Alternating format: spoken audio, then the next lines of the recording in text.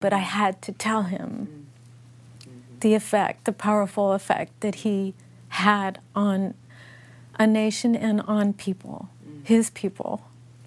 And when I received this letter, I never believed I would hear from him or receive a letter, because I knew he was in hiding, and I knew people wanted to do away with him, and I never thought I would hear from him.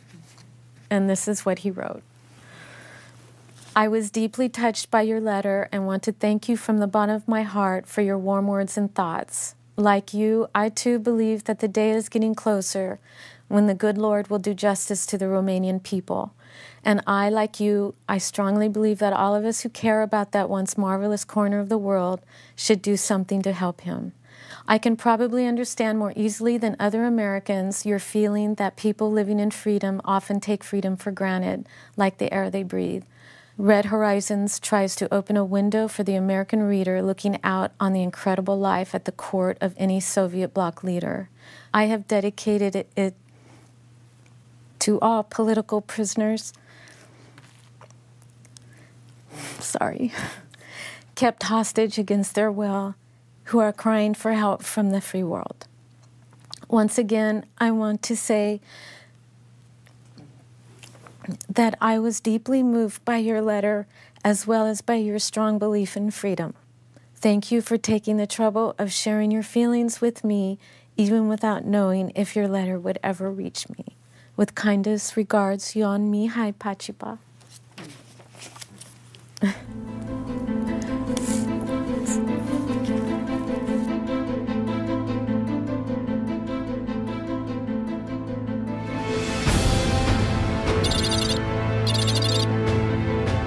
This day will mark a new start for a man who has lived his life in the darkness of the Iron Curtain. He is a communist spy master who will, this day, come out of the cold. That morning, as I looked out into the sun, I wondered again if I could actually go through with it. For some reason, it seemed brighter that day. As head of the Romanian espionage service, I knew my knowledge would be a valuable asset to the West, but it would also make me a highly wanted man by my Soviet masters. As I got closer to the U.S. Embassy, I could hear my heart pounding in my ears. My mouth felt as if I had been freeze-dried. I knew that once I stepped through that door, there would be no going back. I would never again be able to return to the family, to the friends, or to the country I loved. But the darkness I had lived with for so long was eating away at my soul. I knew I must jump off this cliff, and I prayed I would land alive. And I still wondered, could I make this leap of faith? Despite fear and deep reservations, Lieutenant General Ion Mihai Pacepa stepped into the U.S. Embassy and requested asylum. The CIA officer on duty was quick to understand the ramifications of such a defection. Under the cloak of night and high security, the highest-ranking Soviet bloc official ever to defect to the West was secretly whisked out of Germany. Although the price he paid for defecting was high, with a $2 million bounty on his head, multiple assassination attempts on his life, and is still hiding to this day, Lieutenant General Ion Mihai Pacepa is now speaking out. This is the true story of one man and the truth he revealed to the free world. The truth of a highly secret strategy called disinformation, an insidious formula to undermine and destroy Western civilization, a strategy still at work today. Prepare yourself for an eye-opening revelation as we unravel the world of disinformation. Disinformation is a kernel of truth around which you weave a tissue of falsehoods. And that twist with the lie is disinformation. People have manipulated. The media is manipulated and manipulating. This informer has no respect for means. Disinformation has a very long-term strategic objective. An influence campaign to influence American attitudes, to influence public opinion. Disinformation appears to come from a trusted source. A lie by the government. Disinformation flows from the delusion that you can change the world. Very sinister.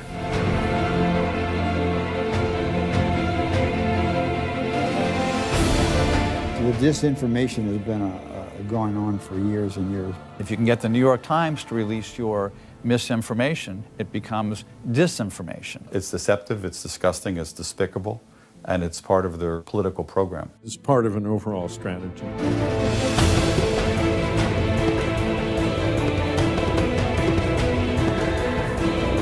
We see disinformation as a way to sidestep us, particularly in the intelligence world. Disinformation has been part of the art of war going back to ancient times. Disinformation is pervasive. It's pervasive in our society and in our culture. It's a form of psychological warfare.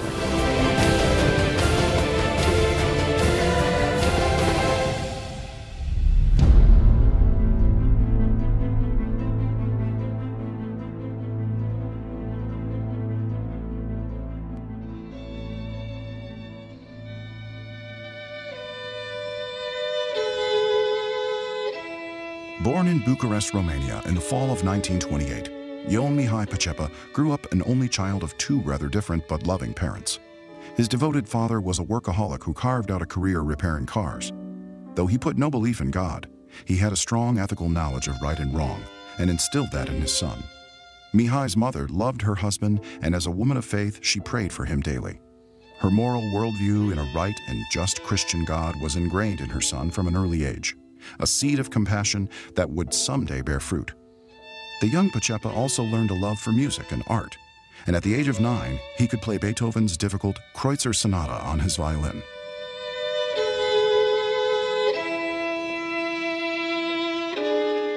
Pacepa was the highest-ranking defector of the Cold War then and still. He's a remarkable man. That is one of the great acting jobs in human history, to have already begun decades before your internal migration away from the belief system of Romanian Communist Party, and to carry on with your job in such a way as to acquire a great deal of information that was useful to the West, and it was very useful. He was the most senior intelligence defector that we had during the Cold War as a head of Romanian intelligence. And for years before that, he was very senior and was in a lot of the meetings at the time of the Cuban Missile Crisis, for example. So he's a fascinating individual and a brave man. Witnesses like General Pacepa are very important to our defense of ourselves. My father's lifelong dream had been to go to America. He spent most of his career working at the Bucharest affiliate of General Motors, and he was firmly determined that one day he would gather up his family and immigrate to Detroit. Trapped by the war and then by the Soviet occupation, he was forced to give up that dream, but not before passing his love for America along to me. The moment that the United States reopened its embassy after the war, I became one of its enthusiastic visitors. I didn't realize it would be 33 years before I would fulfill my father's dream. Pacepa was born into a world on the brink of disaster and tremendous upheaval. In the impoverished country of Germany, a charismatic leader and his nationalist party were gaining power. And in Russia, a man who would become the greatest mass murderer in history was solidifying his iron rule. The war to end all wars had ushered in the age of totalitarianism and would bring about the most heinous genocides of modern history. As a boy, Mihai knew nothing of the growing cancer called communism that would someday consume his world and nearly destroy his life. Communism had been born in the mind of Karl Marx, and in 1917, it became a nightmare on earth in Russia. The release in 1848 of the Communist Manifesto, the most famous pamphlet in the history of the world, would usher in a new religion, a religion based on man as God and government as deliverer. These great or terrible messianic movements, Nazism, communism, socialism, all appear after Darwin. They appear when organized religion declines. People need a meaning in their lives, and these are substitutes for religion. And what makes them so dangerous, because they believe they can establish the kingdom of heaven in this world. And they will do anything that it takes to achieve that. And of course, if you believe that you lead mankind into the Garden of Eden, what crime wouldn't you commit and what lie wouldn't you tell to do it? And if you don't go along with the program, we're going to put you in a gulag, or we're going to put you up against a wall and shoot you. And that's the morality of the left, that there's nothing more dangerous than people who think they're God. The communist doctrine, put to use by Vladimir Lenin, was taken to a new level of terror and fraud by Joseph Stalin. The result, an international ideology that snuffed out the lives of over 150 million people in the 20th century, twice the combined death toll of the two world wars. Vladimir Lenin infamously stated that the only morality that his Bolsheviks recognized was that which furthered their interests. This meant that lying was fully justified and that any target was legitimate. Russia became the first major power to make deception a permanent national policy. That deception included propaganda and the uniquely Soviet tactic of disinformation. But how is disinformation different and so much more insidious than other forms of political deception? Disinformation is a lie spread not by the liar, but by another source, by a legitimate source that many believe in. This makes it not only harder to discern, but can give it an often endless life of its own. The lie thus becomes a rewritten history. For example, if during the Vietnam War, the Soviet Union put out a story that American soldiers were carrying out atrocities reminiscent of Genghis Khan, the free world would recognize that as misinformation or propaganda. But if a U.S. soldier were to spread that and a newspaper carry it, then many citizens might believe the slander and question America's involvement. Since World War II, disinformation has been the Kremlin's most effective secret weapon in its war on the West. Stalin turned the practice into a science deeply rooted in Russia's soil and history. Born in the 18th century, disinformation was the fruit of the passionate love affair between Catherine the Great and Prince Potemkin, her principal political and military advisor. In 1787, Potemkin took the Empress on a tour of the Crimea, which he had been instrumental in annexing from the Turks. In order to impress her, Potemkin had arranged for fake villages to be erected along the route that Catherine would take. Down through the ages, everyone who has sat on the Kremlin throne has utilized disinformation to transform his country into a monument to himself. Controlling all expressions of religion was central to that ambition. This manipulation of religion dates back to the 16th century, when Ivan the Terrible had himself crowned as Russia's first Tsar, as well as head of the Russian Orthodox Church. Russia's manipulation and persecution of religion came to an apex with the creation of the Protocols of the Elders of Zion, perhaps the most resilient piece of disinformation ever compiled. This book purports to be the words of psychopathic Jewish world leaders that are conspiring to enslave the entire world. The Tsarists, who were anti-Semites to a fault, engineered the fabrication of a document they call the Protocols of the Elders of Zion for the purpose of sustaining one of the grounds for hating the Jews and engaging in pogroms against them, namely that they ran the world. And it is an extraordinary piece of work, not only because of the use that the Tsarists and those in Russia made of it, but the application of it to this very day by people who continue to find it useful for discrediting or undermining or justifying assaults against the Jews. Judaism gave us the rule of law, comes out of the Sinai, and it's one of the reasons I think that anti-Semitism is always one of the first refuges of the scoundrels. They need to undermine that idea that the law is above the ruler. And one way they do that is to go after Jews and Judaism. I'm just describing as a student of Soviet ideology. I know what I'm talking about. It started under Stalin. It got enhanced under Nikita Khrushchev.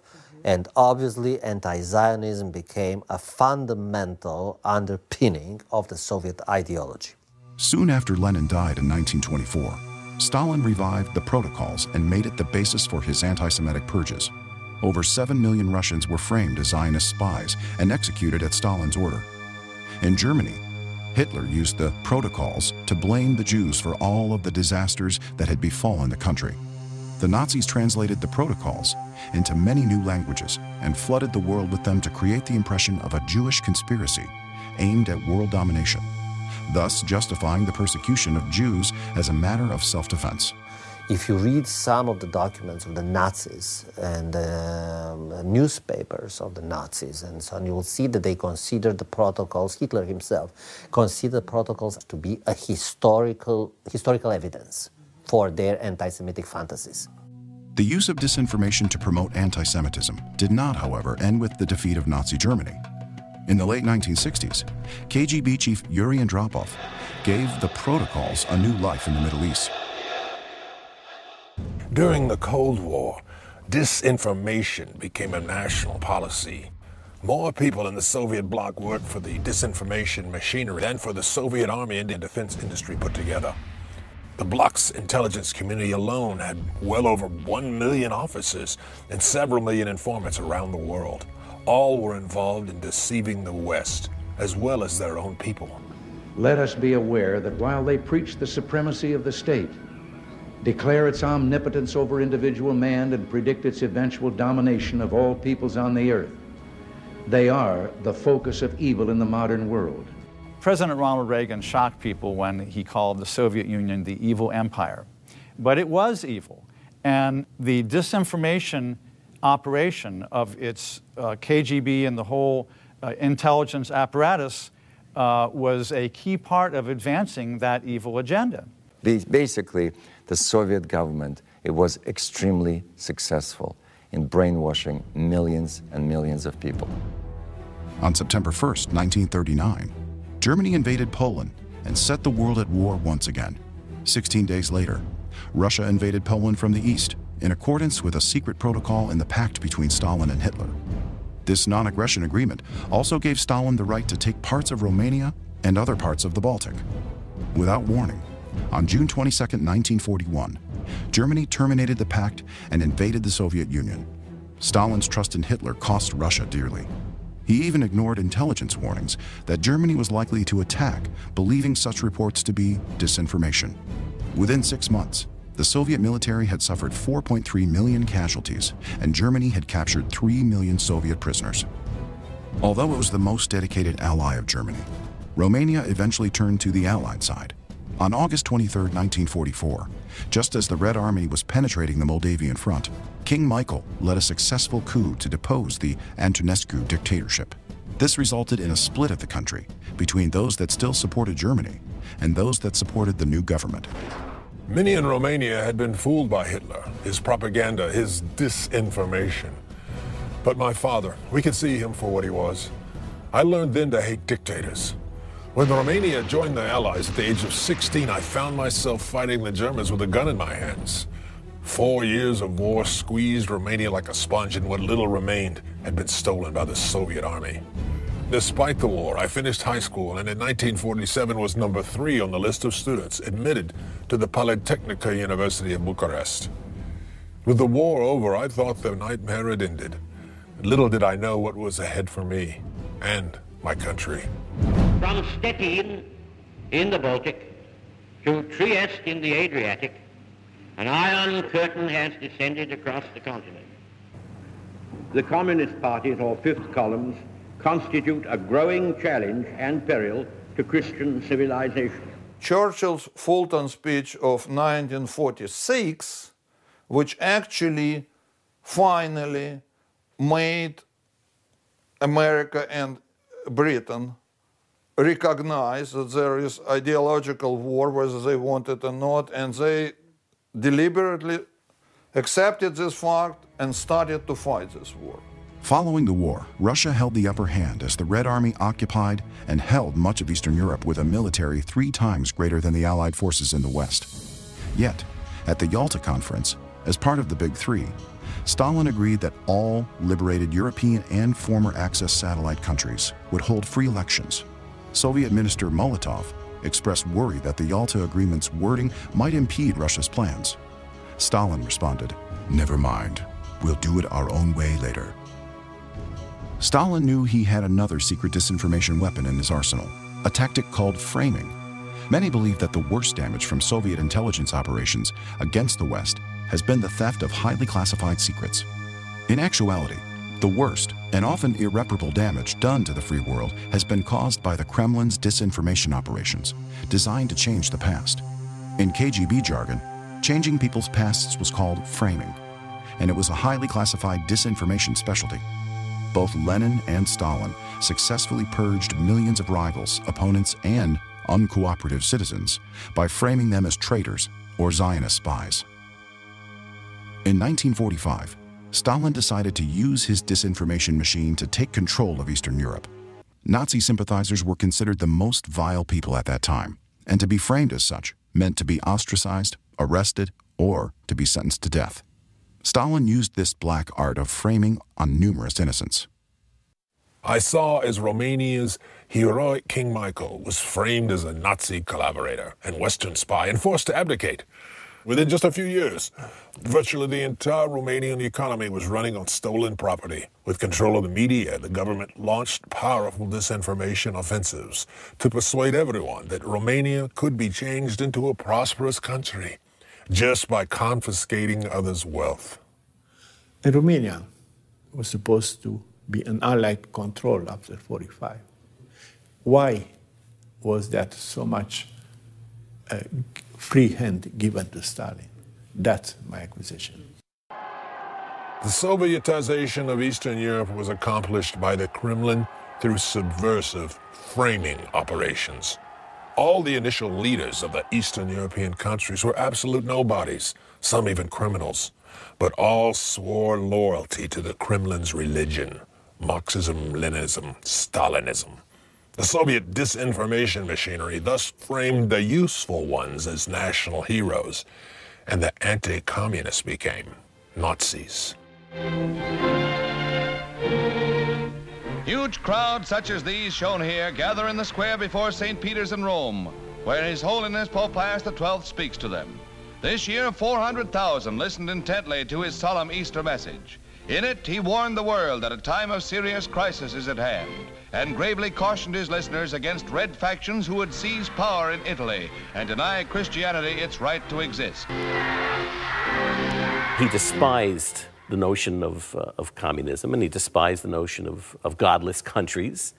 And so he was the enemy, the supreme enemy. He knew what communism meant, and it brought the church to its knees wherever it was, brought people to their knees.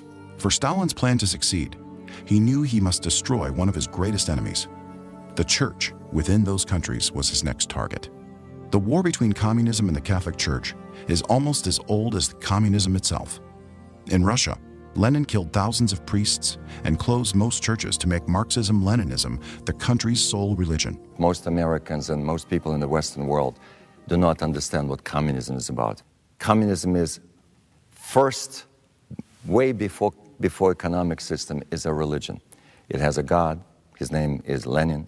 It has a church, its name is the Communist Party of the USSR. It has its prophets, it has its rituals, it has its texts, it has the Bible, it has everything. Lenin is in you, Lenin is in me, Lenin is everywhere. So just substitute Jesus or God and you'll understand where it comes from. They stole everything from Judaism, actually. So I believed in my God. Lenin was the most important hero, the most important person in my childhood. I was willing to inform on my parents. I was a good patriot. I was willing to die to destroy imperialism in America. On June 3, 1945, Radio Moscow proclaimed that the leader of the Catholic Church, Pope Pius XII, had been Hitler's pope, insinuating that he had been an ally of the Nazis during World War II. This was the first salvo of a calculated operation designed to smear the reigning pope in the eyes of the world. Radio Moscow's insinuation fell flat as a pancake. Churchill called him the greatest man of our time, and Albert Einstein wrote, "Before I had not been interested in the church, but today I felt a great admiration for the church, which alone has had the courage to stand against the Hitlerian onslaught on liberty." In the 1960s, the Kremlin tried again with a new generation. Central to that framing effort, codenamed Operation Seat 12, was the 1963 theatrical play The Deputy, written by the leftist German playwright Rolf Hackut. It had the KGB's hands all over it, and it proceeded to promote the idea that Pius XII was Hitler's pope. If you plug in, it's not just a play, but it's the whole Soviet disinformation mechanism behind the play that's promoting the play, doing books about the play, having the play translated and produced, and making kids in high school in the Soviet Union and other satellite nations go see it each year. This man is in ground zero in Rome, surrounded by hostile forces. No one seriously doubted where the Pope stood during the war. This all came up afterwards, after the Soviet plot came in, beginning in 1963, with the play The Deputy. They used the network of the Roman Catholic Church to save Jewish lives.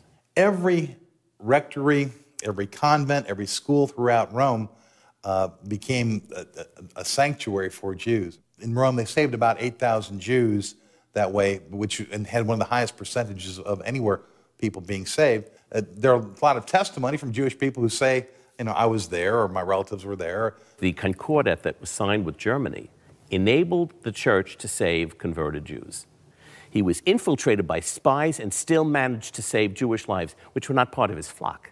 How the world came to change its opinion of him is outrageous. The Valkyrie attempt on Hitler's life, 1944. We have the documents of the Kaltenbrunner report.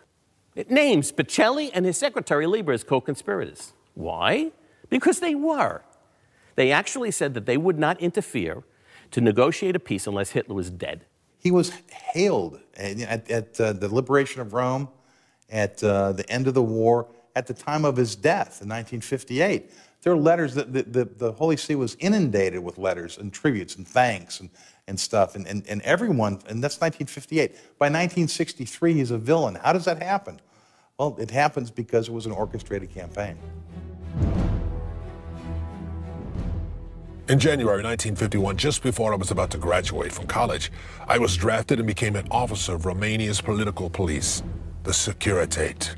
At 22 years old, my whole life had suddenly been turned upside down. At the time, I really knew nothing about the Securitate. I was a chemical engineer. My father once told me that if I wanted to be different, I had to be strong enough to remain different to the end and not back down. But the moment I needed to be strong enough, I wasn't. Thus began a 28-year nightmare. During those early years, I could see night after night security officers being sent out to arrest people whose names were changed to numbers and who were then buried in jails or concentration camps. They were made to disappear from a society that they or their parents or their children dared to criticize. I was not involved in these operations, but I could see how socialism was built.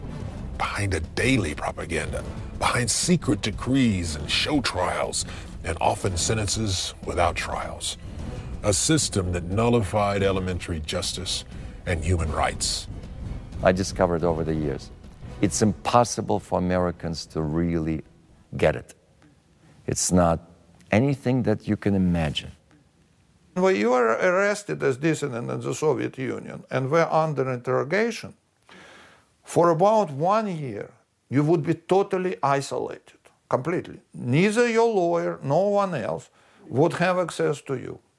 Only KGB. So why it was so? Because the KGB would try to use this isolation to provide to you a lot of disinformation, as they would smuggle false messages and information saying that their wife who betrayed them, you know, and wasn't faithful for them. So they would use all such nasty tricks, you know.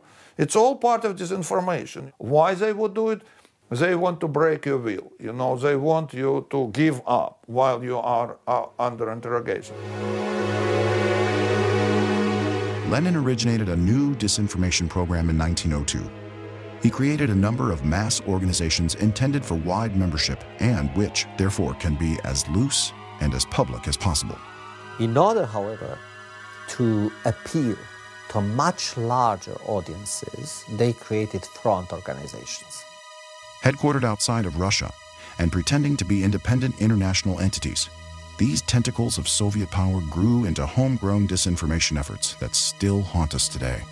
Organizations that had as their mission to conquer the minds in the West, but not in a direct way like the communist parties. When I was granted political asylum in the USA, I found out that most people in American intelligence, the military, and the media did not even know what disinformation really meant. Because of that, few outsiders knew how these front organizations operated, or that they were in fact disinformation outlets, financed and managed by the KGB community. Even fewer know that this immense machinery is still alive today. The smart leaders would not allow on their platforms people who would mess with the front group message. The long-term goal is to create a communist United States. But they wouldn't allow into their literature or on their platforms people calling for a communist United States because they want as broad, they want to suck in as broad a group as possible. In 1949, the most influential such group was founded and given the respectable name of the World Peace Council. Its mission was to prove that the U.S. was a warmongering Zionist country financed by Jewish money and run by a greedy Council of the Elders of Zion. And one of the magnets to attract, via disinformation, supporters for these fronts was peace. In the 1970s, all WPC national branches initiated demonstrations against the American war in Vietnam. An international appeal in typically Soviet-style language, issued by the World Peace Council, called upon the people of the world to organize unprecedented mobilizations against American imperialism. The World Peace Council was a very big organization, and it seemed international. We knew it was a cover organization for the Soviet Union and part of their propaganda machine. With the demise of the Soviet Union in 1991, Moscow newspapers reported the World Peace Council had received policy guidance and 90% of its funding from the Kremlin. Over the years, the Soviet-affiliated World Workers' Party created several front organizations such as ANSWER. ANSWER has helped to organize many of the largest anti-war demonstrations in the United States, including demonstrations of hundreds of thousands against the war in Iraq. If you say that you want America to lose the Cold War, or you think that the attacks of 9/11 were justified, or that you want a revolution in America, you'll isolate yourself. So leftists never say what their agendas are.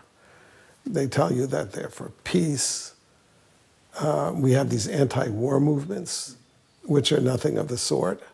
The last big anti-war movement was about the war in Iraq. It wasn't an anti-war movement. It wasn't a peace movement. There was never a demonstration in front of the Iraqi embassy calling on Saddam Hussein to obey the 16 and then 17 UN resolutions to honor the truce he had signed in the Gulf War, which is what the conflict with Iraq was about. Not a single demonstration. All the demonstrations were attacks on America. The anti-war movement is the hate America left. That's what it is. And a lot of well-meaning people who are duped into thinking that this is really a peace demonstration. Most believe that disinformation is an obsolete Cold War phenomena, but the continued life and growth of many front groups shows that belief to be disinformation. Many front groups also began as part of a liberation movement against imperialist governments and bourgeois religions. These revolutionary movements were often secretly organized, infiltrated, and sponsored by the KGB, and worked from directives dictated by Moscow. The Palestine Liberation Organization, the National Liberation Army of Bolivia, the National Liberation Army of Colombia, the Secret Army for Liberation of Armenia, and the Democratic Front for the Liberation of Palestine are but a few of the liberation groups that have terrorized the world and outlived their KGB creators. In 1961, the Kremlin opened another front in their war on religion by secretly infiltrating the World Council of Churches. From its beginning, Marxism itself was a religion that could coexist with no other, and in a basic sense, reads like a Christian heresy. In traditional Christianity, the glorifying of human nature takes place because of Christ's incarnation. In Marxism, the state takes Christ's place. Marxism even offers a theory of sin and salvation, with private property as the sin and collective ownership the salvation. As such, the state becomes a church that dispenses grace. ACLU has done a lot of damage to this country. I think taking off the 10 Commandments out of every high school in America is horrible. I mean, I ask my people once in a while, tell me, is America better off today with Christianity in the corner, pushed down? Building on one small truth, that God cares about the poor, the Kremlin invented liberation theology, one of the greatest disinformation campaigns against Christianity. Liberation theology proposes to combine the teachings of Jesus with the teachings of Marx as a way of justifying violent revolution to overthrow capitalism, thus becoming a version of Christianity that seems to endorse socialism. By the late 1960s, the WCC had essentially abandoned traditional Christian beliefs and instead focused on political and economic liberation. The WCC and eventually the National Council of Churches came under the authority of the International Department of the Communist Party of the Soviet Union and received most of their funding from the Soviet Peace Fund. In March of 2008, liberation theology came front and center in America. No, no, no, not God bless America, God damn America. The whole world watched in disbelief as the Reverend Jeremiah Wright, the spiritual advisor of Senator Obama, screamed at the television screen. He accused the United States of America of deliberately spreading the AIDS sickness to kill black people. He insinuated that America had actually brought about the 9/11 attacks with its own terrorism. The Democrats' damage control machinery simply brushed away Wright's statement, calling it a staple of black churches. But no, it was created years ago by the KGB disinformation machinery. I have good reason to believe that the Democratic Party's tolerance of such is the result of that party's growing tendency to swallow disinformation operations and to give them American cover.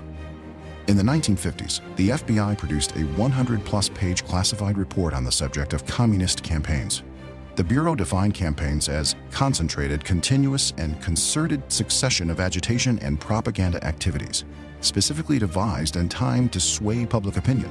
All communist campaigns are intended to arouse, influence, and mobilize as many people as possible to further communist goals. That end goal, to ensure the triumph of Soviet power in the United States. The communists excelled at such disinformation campaigns. Operation Abolition was probably the most successful, as it worked to discredit and abolish the House Committee on Un-American Activities investigations. They framed their accusers as fascists, Nazis, and even racists who were allegedly unfairly hounding and maligning people by investigating their ties to Moscow. Communist Party of the United States is a fifth column if there ever was one. Are you or have you ever been a member of the Communist Party? America's liberals and progressives, led by the ACLU, came together to find their demon not in the pro-communists who defended Stalin as he murdered tens of millions, but in the anti-communists who tried to tell the truth about Stalin, his murderous state, and his secret supporters in America.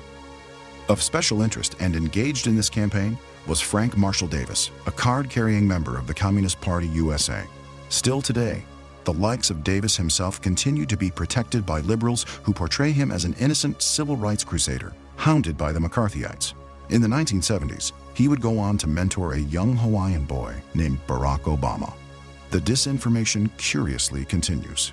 One of the characteristics of disinformation is perversity.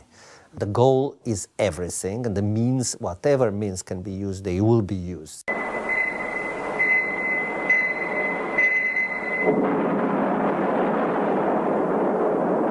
President Truman announces an atomic explosion detected somewhere in Russia. By the end of 1949, the international stage had shifted into Stalin's favor. In August of that year, Russia's first atomic bomb had successfully detonated. And in October, Mao Zedong proclaimed the establishment of the People's Republic of China. The new global alliance between the two countries gave Stalin greater confidence, and he approved North Korea's secret plans for invasion. A highly trained and well-equipped North Korean army swarmed across the 38th parallel to attack unprepared South Korean defenders.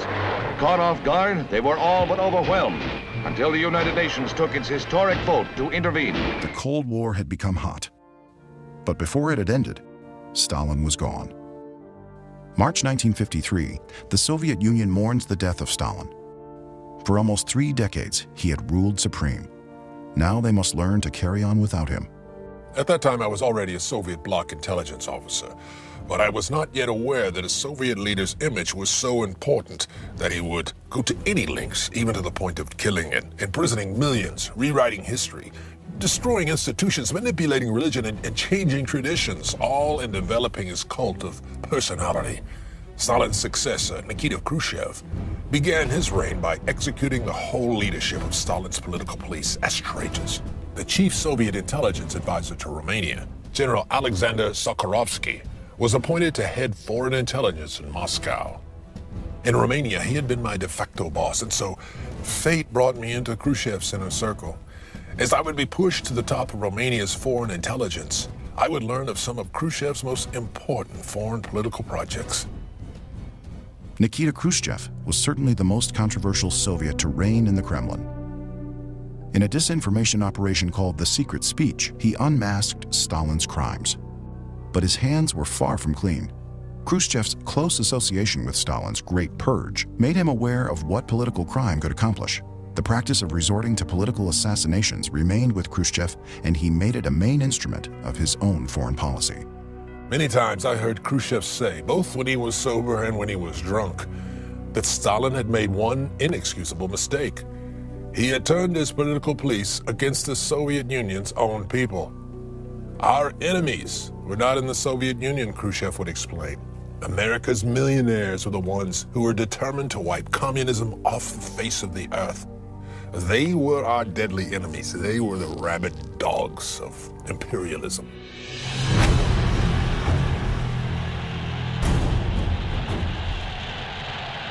The Marxist movements that have occurred in Central and South America, as well as the Caribbean, Cuba specifically, were all part of Russia's plan to dominate our hemisphere and ultimately encroach on the security of the United States. I was made chief of a new department for science and technology in 1959. I was happy with my new job and still believed I could help my native country. I had with my own ears heard Khrushchev say, "Stealing from capitalism is moral, comrades. Stealing from our enemy is our duty." And for many years after that, I heard Ceausescu saying the same thing, that stealing from capitalism was a Marxist duty. Both Khrushchev and Ceausescu rose to lead their countries without ever having earned a single penny in any productive job. Neither man had the slightest idea about what made an economy work, and each believed that stealing from the rich was the magic wand that would cure economic ills.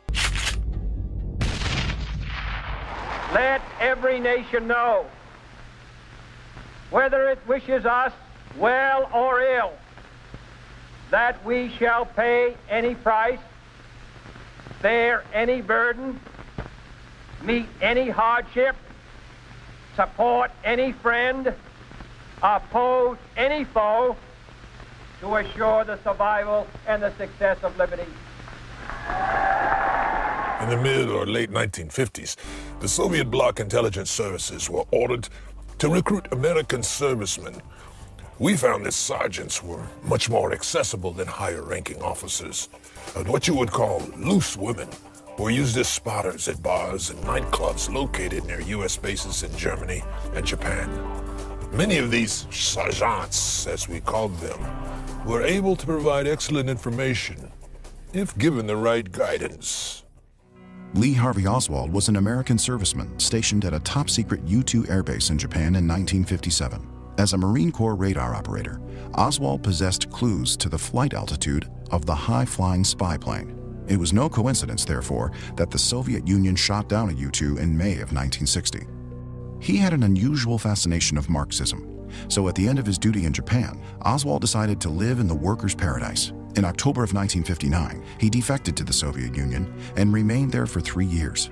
During this time, Oswald was intensively indoctrinated, trained in agent communications and weaponry, given a Soviet wife who was trained to assist him, and then dispatched off to Texas.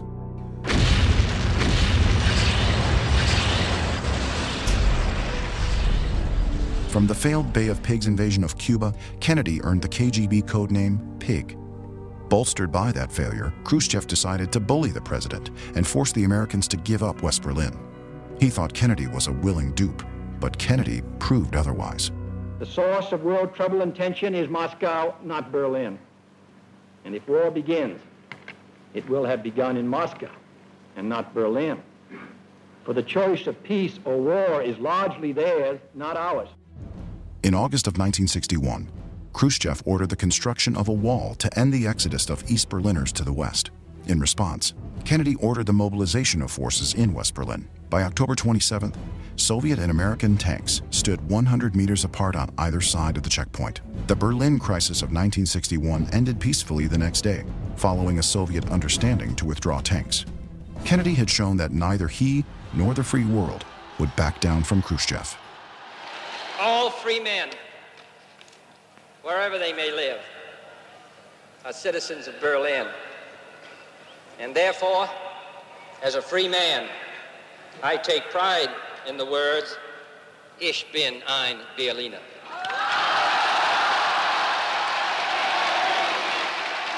In May of 1962, Khrushchev decided to secretly deploy more than 50,000 Soviet troops to Cuba, along with nuclear-tipped missiles that could threaten Washington and New York. On October 14th, a U.S. reconnaissance aircraft shot photos over Cuba clearly showing construction sites for medium-range and intermediate-range nuclear missiles. Thus began a 13-day confrontation between the Soviet Union and the United States that could end in a nuclear holocaust. The purpose of these bases can be none other than to provide a nuclear strike capability against the Western Hemisphere. After rejecting advice from several fronts for an airstrike and full invasion, Kennedy settled on a naval blockade or quarantine of ships into Cuba. As Russian ships drew closer to the line of U.S. naval vessels, the spark that could set off a war was set. October 22, 1962, for the first time in its history, America's Strategic Air Command went to Defensive Condition 2. The next step, DEFCON 1, the cocked pistol for nuclear war. On the morning of October 28th, a new message from Khrushchev was broadcast on Radio Moscow. The Soviet government has ordered the dismantling of weapons in Cuba, as well as their crating and return to the Soviet Union. Once again, Kennedy checkmated Khrushchev. The missiles were removed. The top Soviet leadership took the Cuban outcome as a blow to its prestige, bordering on humiliation. I heard from my superiors in the Romanian intelligence who thought Khrushchev intended to kill JFK. When the leader of communist Romania returned from a trip to Moscow, he said that the lunatic Khrushchev is so furious at Kennedy and he's ready to tear him limb from limb with his bare teeth. He called Kennedy an arrogant millionaire and a warmongering fanatic, manipulated by the CIA. Today, people remember Khrushchev as a down-to-earth peasant who corrected the evils of Stalin, but he wasn't. The Khrushchev I knew was a compulsive political chatterbox who had no objective appreciation of facts and who had gotten a taste for the simple criminal solution because of his close association with Stalin's mass killings. It is well known that Stalin and Khrushchev both dispatched assassins to the West. In the late 1930s, Stalin called for the head of his former colleague, Leon Trotsky. As history records, Trotsky was killed with an ice axe in Mexico. Khrushchev's assassination exploits were later exposed in the case of Bogdan Stashinsky, who confessed to a West German court that he had assassinated two enemies of the Soviet Union on Khrushchev's orders.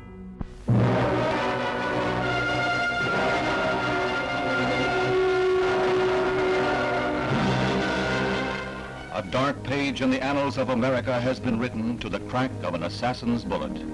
A nation mourns, the world grieves. The man who became 35th president less than 3 years ago is dead. His life crushed like his wife's abandoned bouquet. Did the Kremlin order a hit on President John F. Kennedy in 1962? The Berlin and Cuban missile crises had humiliated Khrushchev. And as he was losing power, he could have sought to liquidate the individual he blamed for his decline. There is no doubt he had a motive. In Oswald, he may have found the means. Pacepa's 2007 book detailed the worldwide disinformation operation by the KGB to divert the attention away from Moscow. All Soviet bloc espionage services were identically organized and had identical methods of operation. These operations can easily be identified by their particular patterns, if you're familiar with them. The case of Lee Harvey Oswald shows a KGB pattern. It was a standard practice for an agent to carry a fake diary as part of his legend. Oswald had such a diary. Another standard practice was to pair recruited American agents with wives from Soviet bloc countries, so that the wives could keep watch on them. As you know, Oswald returned to the United States with a Russian wife. On November 26, 1963, just 4 days after President Kennedy was killed, General Sarkovsky, Moscow spy chief, landed unannounced in Bucharest. From him, we learned that the KGB had already launched a worldwide disinformation operation aimed at diverting public attention away from Moscow and toward the CIA. Khrushchev was afraid that if the American media and public opinion should start pointing their finger at Moscow, it could end in a nuclear confrontation. It was crucial, Sarkovsky emphasized, to spread our version about the assassination before Washington could spread its own, so that our disinformation machinery could plant the idea on virgin soil. Codenamed Operation Dragon, it has become one of the most successful disinformation operations in contemporary history. Blaming the CIA for the KGB's own assassinations and kidnappings abroad was a disinformation tactic that had been introduced by Khrushchev. It essentially killed two birds with one stone. The CIA is by far the world's best intelligence organization. It decisively contributed to the Cold War victory, and it became the world's first line of defense against terrorism and nuclear proliferation. By portraying it as a criminal organization, the KGB hoped to diminish its ability to recruit human assets. To add more fuel, the official Soviet line spread on Oswald was he never was trusted during his stay in Russia and was suspected of being a CIA agent. The very clever master of deception, Yuri Andropov, once told me, if a good piece of this information is repeated over and over, after a while it will take on a life of its own and will all by itself generate a horde of unwitting but passionate advocates. The greatest and grandest of all conspiracy theories was born, and it has never stopped. Numerous books have been written and films made about the assassination of Kennedy. Public opinion polls have consistently shown that a majority of Americans believed there was a conspiracy to kill President Kennedy. The first piece of irrefutable evidence proving that the KGB had launched a disinformation offensive was released by Boris Yeltsin. In his memoir, The Struggle for Russia, Yeltsin revealed a letter to the Central Committee of the Communist Party of the Soviet Union dated November 23, 1963, the day after the assassination.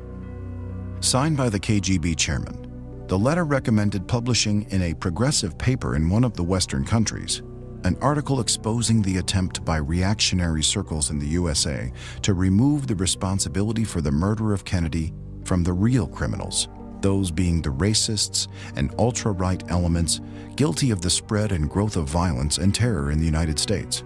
2 months later, R. Palm Dutt, the editor of a communist-controlled British journal, Labour Monthly, published an article that raised the specter of CIA involvement without offering a scintilla of evidence.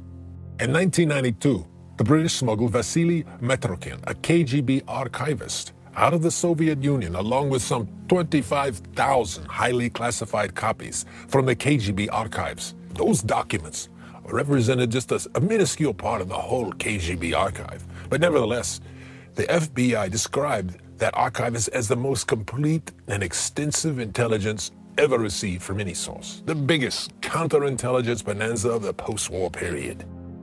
Among the most important revelations provided by the archive are the highly classified KGB documents, proving that the Kennedy assassination conspiracy was born in and partially funded by the KGB. The documents reveal that the first book on the assassination, Oswald, Assassin or Fall Guy, was authored by a former member of the German Communist Party and published in New York by a KGB agent who received subsidies totaling $672,000 from the Central Committee of the Communist Party. It is noteworthy that the book saw the light of day before the Warren Commission report was published. It also follows the Dragon Operation guidelines by describing Oswald as an FBI agent with a CIA background, who was used to shield the real assassins, a group of American right-wing conspirators. In 1988, New Orleans attorney Jim Garrison's book, On the Trail of the Assassins, claimed that the Kennedy assassination was the result of a conspiracy at the highest level of the government. Inspired by Garrison's book, Oliver Stone's movie JFK claimed that members of the military, industrial complex, the CIA, the FBI, the Secret Service, the Mafia, and Lyndon Johnson were behind the assassination. The movie won 2 Academy Awards, and many Americans believe the film is fact. Stone, the king of Hollywood disinformation, once again turned history inside out. Oliver made a film about JFK that we all know is riddled with tremendous conspiracies, as if LBJ killed JFK. Now, what's good about that film, good, I mean safe about it, is it is so absurd that it really looks like it's fabrication. Many people still dismissed the lone gunman theory, saying that one man could not bring down the world's most powerful person. On Monday, March 30th, 1981, a lone gunman came within inches of taking down President Ronald Reagan.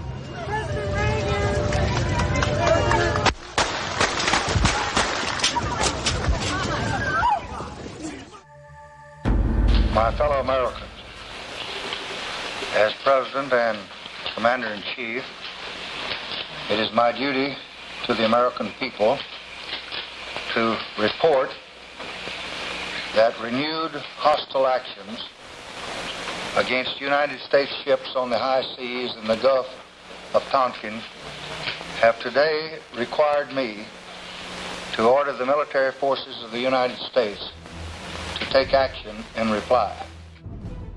In August of 1964, 2 attacks on American ships off the coast of North Vietnam would signal the beginning of another hot war in the Cold War struggle. On March 8, 1965, 3,500 U.S. Marines land near Da Nang in South Vietnam.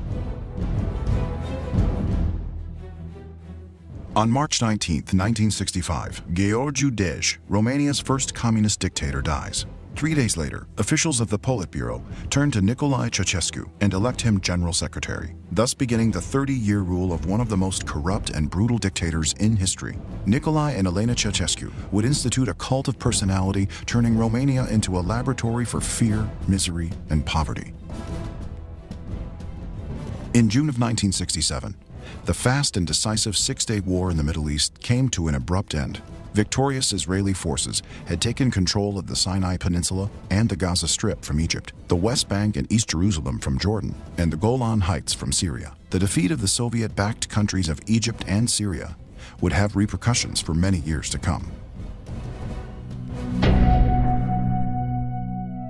On the December 1968 cover of Time magazine, Yasser Arafat's face was seen by the world for the first time. Arafat was a product of the Kremlin's science of disinformation, and he ultimately became an expert in manipulating this invisible weapon. As a first step, the KGB destroyed the official records of Arafat's birth in Egypt, replacing them with fictitious documents that he had been born in Jerusalem. It amazed me at what great lengths the KGB took to transform an Egyptian-born Marxist into the Palestinian-born terrorist, Yasser Arafat. It took the KGB many years to endow Arafat with a credible birth certificate and other identity documents, to build him a new past and to train him at the KGB Special Operations Training School east of Moscow. The KGB gave Arafat an ideology and an ideological image. The Soviet disinformation machinery portrayed Arafat as a rabid anti-Zionist, an image that was not at all difficult. The Russians trained the terrorist organizations that we see today. The Ayatollah Khomeini and his people, they were also trained by the Soviets. Yasser Arafat was trained by the Soviets. Mr. Pacepa is a good witness for that too. Oleg Gordievsky, a former KGB officer who defected to Britain, revealed that in the 70s, the KGB had secretly brought Arafat's terrorists into the Soviet Union to be trained. The KGB Disinformation Department tasked Arafat to create and head a terrorist group named Fatah, and in the aftermath of the Six-Day War, it catapulted him up as chairman of the PLO. The Matrokin archive also details Arafat's close collaboration with the KGB. In 1978, Soviet leader Leonid Brezhnev and his KGB chairman Yuri Andropov started a disinformation plot. The goal? Get the United States to establish diplomatic relations with Arafat. The idea was simple: have Arafat pretend to transform the terrorist PLO into a government in exile that was willing to renounce terrorism. Brezhnev and Andropov believed that newly elected President Jimmy Carter would swallow the bait. As Washington's most favorite tyrant, Moscow gave Ceausescu the job. Ceausescu envisioned that this disinformation plot might bring the Nobel Peace Prize to both Arafat and himself. That year, I accompanied Ceausescu to Washington, where he convinced Carter that he could persuade Arafat to transform his PLO into a law-abiding government in exile. If the United States would establish official relations, of course. In 1994, Arafat was awarded the Nobel Peace Prize. Yet in 2002 alone, there were over 13,000 incidents of terrorism against Israelis committed by Arafat's PLO. 6 months later, the number of Israeli civilians killed by Arafat's martyrs exceeded 700. Few people have noticed that Mahmoud Abbas, who took Arafat's place, was educated in the former Soviet Union. Abbas graduated from Patrice Lumumba University in Moscow, a KGB-controlled school whose secret task was to create a new generation of foreigners dedicated to promoting the Kremlin's interests. Vietnam. United States helicopter gunships backed up ground forces in a strong assault on a Viet Cong position only 3 miles from Saigon's Tan Son Nhut Air Base. Arnaud de Borchgrave has played a role in world affairs known to no other journalist. He served as chief correspondent for Newsweek and was later appointed editor-in-chief for the Washington Times. The North Vietnamese were very clever in exercising disinformation, as were the Soviets, about the Vietnam War. They had made themselves out to be the good guys against the American puppets that were considered the bad guys. And disinformation was so effective in the United States, much more than it was in Vietnam, which led some of the North Vietnamese generals in their memoirs after the war. They were amazed to see how they were winning something called the Tet Offensive in 1968, that they had won that offensive, when the exact opposite was true. They attacked 27 cities simultaneously. And the South Vietnamese and us, sometimes together, sometimes the South Vietnamese alone, kicked them out of every single city within 24 hours. And yet Walter Cronkite, and I was on the roof of the Caravel Hotel when he arrived with his flak jacket and helmet. We were in safari suits sipping a gin and tonic. There was no danger whatsoever at that particular moment on the roof of the Caravel Hotel. And he broadcast to the world, "We've lost the war." And Lyndon Johnson, the president at the time, said, "If Walter Cronkite is against me, I can't run for re-election." By 1968, the small war in Vietnam had grown to its peak. America engaged in a limited war as part of a strategy to contain the spread of communism without provoking a wider confrontation with the Soviet Union. The Soviet disinformation machine took full advantage of the situation. America, most of us don't realize this, was winning the Vietnam War. And if you think about it, the United States of America can beat a little country like North Vietnam in battle. How could they not? And the Soviets knew this, because this was basically a kind of a proxy war between the US and the Soviet Union being fought in Vietnam. And so the only way they could really win would be to mess around with the hearts and minds of Americans, basically to demoralize Americans, turn them against the war effort, and then get Congress, as it eventually did, to cut and run. On April 22, 1971, a former Navy lieutenant testified to the Senate Committee on Foreign Relations. They had personally raped, cut off ears, cut off heads, taped wires from portable telephones to human genitals and turned up the power, cut off limbs, blown up bodies, randomly shot at civilians, razed villages in a fashion reminiscent of Genghis Khan. Although Kerry never fully revealed the source of the accusations, I recognize them as being the product of another KGB disinformation operation. Senator Kerry went and threw his medals over the White House fence in protest. Well, that was all a ploy to increase his status and draw attention to him.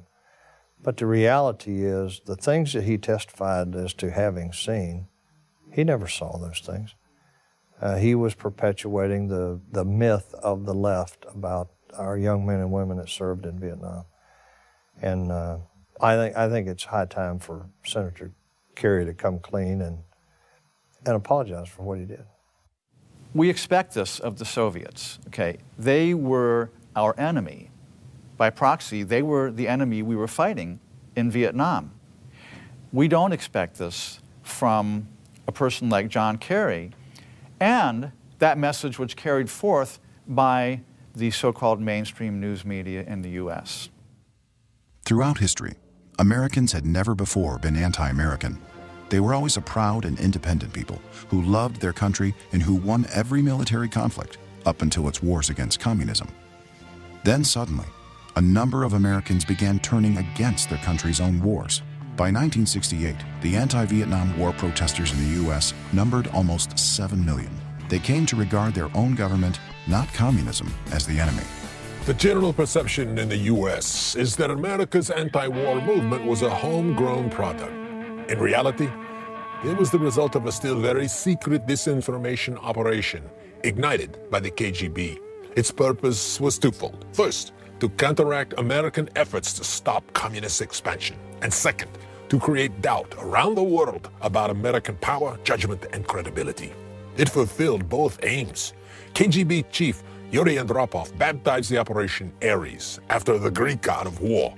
Andropov was convinced that the war in Vietnam provided a once-in-a-lifetime chance to make Europe fear America's military terror, and he made Operation Ares a foremost priority. In order to conceal its hand, in 1967, the KGB created the so-called Stockholm Conference on Vietnam and staffed it with undercover KGB officers. This new front organization received an average of $15 million yearly from the Soviet Communist Party. During the 5 years of its existence, it spread around the world countless scathing disinformation articles and photographs, supposedly depicting the debaucheries committed by the Genghis Khan-style American military against Vietnamese civilians.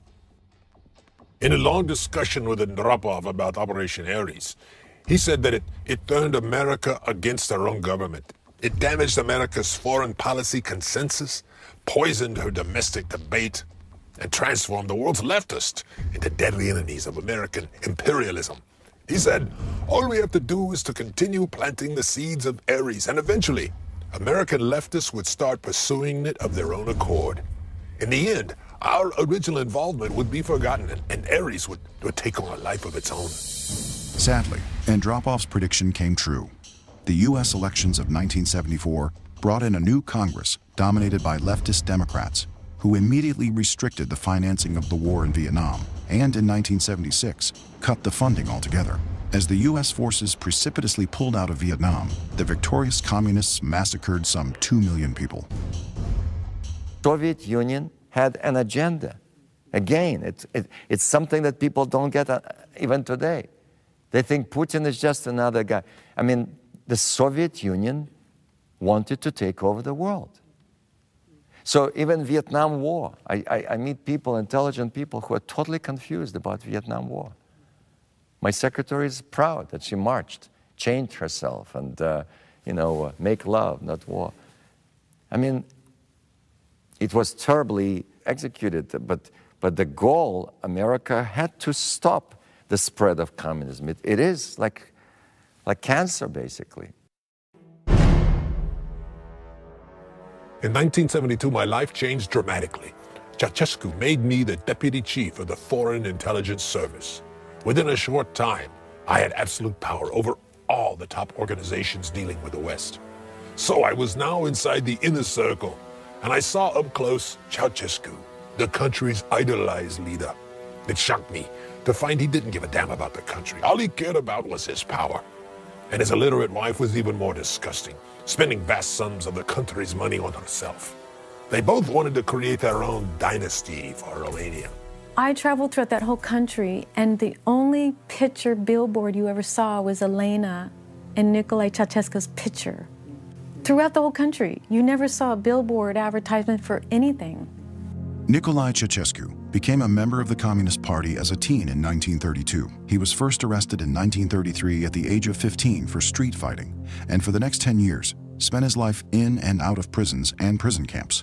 In 1943, he was transferred to Teoria internment camp, where he shared a cell with Romania's future dictator, Gergu Desh. By 1954, he became a full member of the Politburo, and in 1967, the communist head of Romania.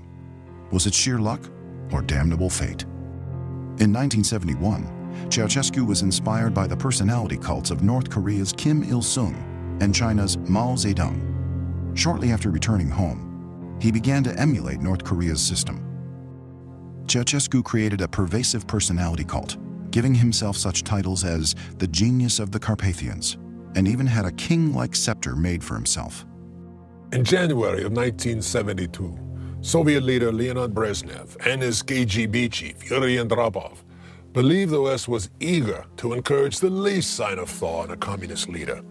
In order to test this theory, they wanted to build Ceausescu up and make him a big box office success in the West through glasnost. A man like me is born only once every 500 years, Ceausescu would proclaim over and over again after that. That was his glasnost, and unfortunately, I was deeply involved in it. A French historian, actually of Romanian origin and political scientist, once said that the tragedy of the Cold War is that we have a rivalry between an amoral power, i.e. the Soviet Union, and a moralistic power, the United States. Okay, it's very hard for moralistic people, for people like Jimmy Carter to some extent and others, to really believe that those whom you talk to are lying. Lying, simply lying. Since you grew up with the idea that to lie is a sin, you cannot think that to lie is a virtue in the mind of your rival. And this is basically, a great Polish philosopher once said, until the West understands that lie is the immortal soul of communism, the West will not be able to deal in a realistic way with the communist threat. Because you deal with, we speak different languages. It's fundamentally different moral languages. Glasnost meant self-promotion, an old Russian term for polishing the ruler's image. It was regarded as a tool of the black art of disinformation to sanctify the country's leader. For communists, only the leader counted. Glasnost is one of the most secret secrets of the Kremlin. Thus, a devious glasnost plan for image reconstruction was launched, and Ceausescu followed it to the letter. When Ceausescu came to Washington, he was given a red carpet treatment as if he was a close friend.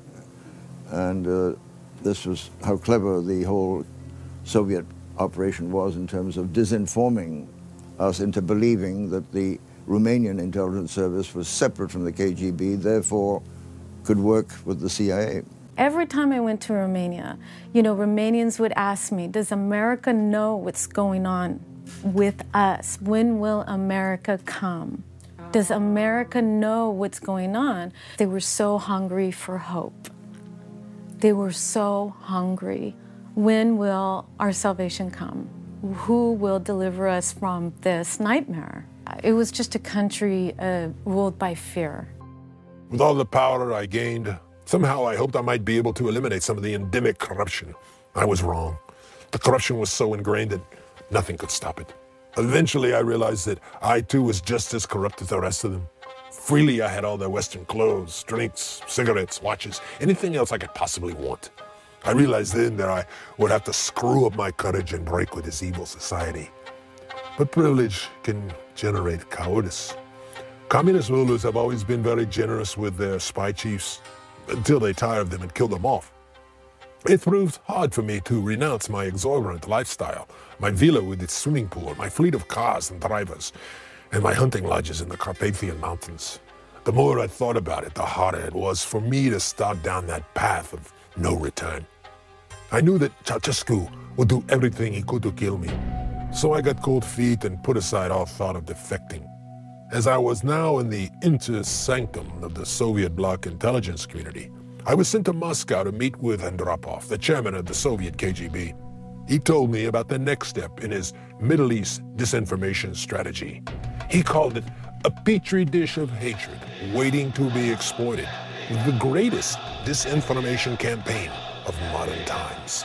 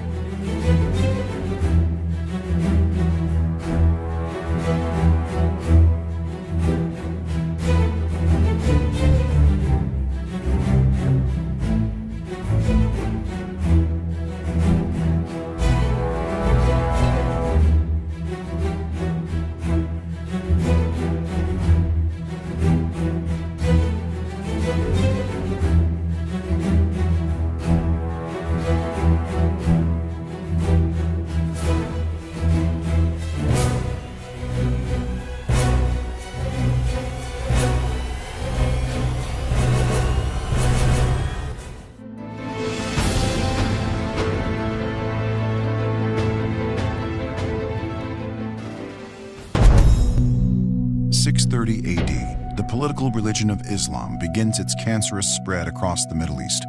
Within 100 years, the Muslims' bloody conquest and subjugation of others through invasion and war reaches the very heart of France. Beaten back at the Battle of Tours, the cancer would resurge once more as the Ottoman Empire. With the First World War, dreams of world domination are lost again as Islam's empire is crushed and the Muslim world stagnates in a medieval state. Even though multiple countries are carved from the Ottoman Empire and given into the hands of Muslim rulers, hatred for the West seethes.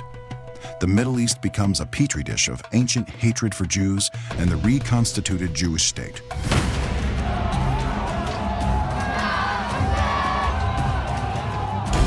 In the late 1960s, the Soviet Union finds an ally and thus begins an exploitation that reverberates to this day in one of the greatest campaigns of disinformation, an insidious formula to undermine and destroy Western civilization, a strategy still at work today. Prepare yourself for an eye-opening revelation as we unravel the world of disinformation. Disinformation is a kernel of truth around which you weave a tissue of falsehoods.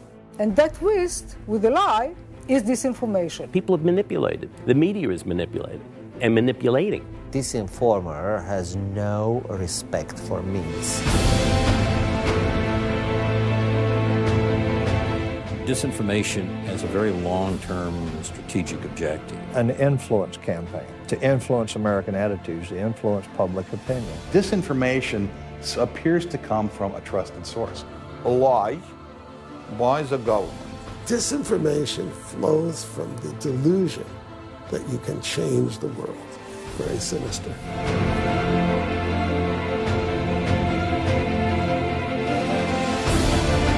Disinformation has been going on for years and years. If you can get the New York Times to release your misinformation, it becomes disinformation. It's deceptive, it's disgusting, it's despicable, and it's part of their political program. It's part of an overall strategy.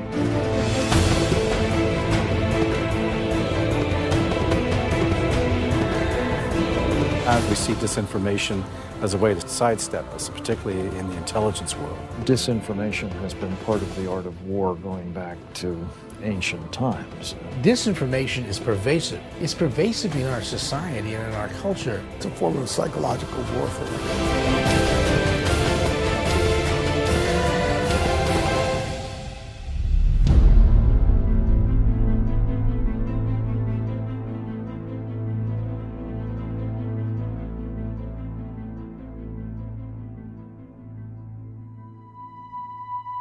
In 1972, Lieutenant General Ion Mihai Pacepa was named the Deputy Chief of the Foreign Intelligence Service for Romania. Within a short time, he had absolute power over all the top organizations dealing with the West. As I was now in the inner sanctum of the Soviet bloc intelligence community, I was sent to Moscow to meet with Yuri Andropov, the chairman of the Soviet KGB. He told me about the next step in his Middle East disinformation strategy. Yuri Andropov had begun his unprecedented 15 years as KGB chairman just a few months before the 1967 Six-Day War. Israel soundly defeated the Soviet Union's most important allies in the Arab world, Egypt and Syria. In those days, both were in effect being run by Soviet advisors. As the new KGB chairman, Andropov decided to repair the Kremlin's prestige by humiliating Israel. His master plan was to revive anti-Semitism, to regenerate international terrorism against the United States and Israel. Hundreds of undercover agents infiltrated the Islamic target countries, and by 1978, the Soviet bloc intelligence community had sent some 4,000 such agents.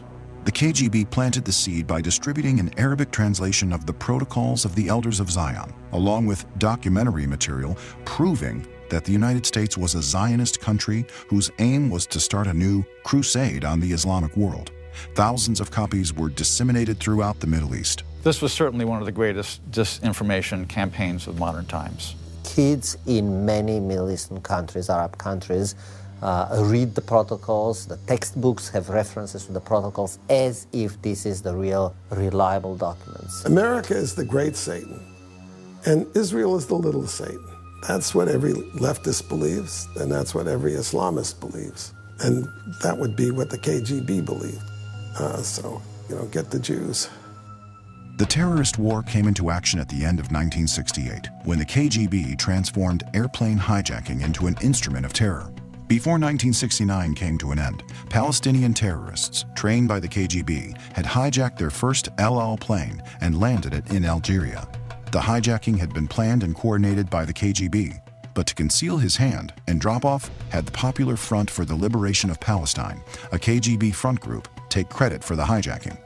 During the next 2 years, various KGB-trained Palestinian terrorists took credit for hijacking 13 Israeli and Western planes. All these hijackings were masterminded by the KGB.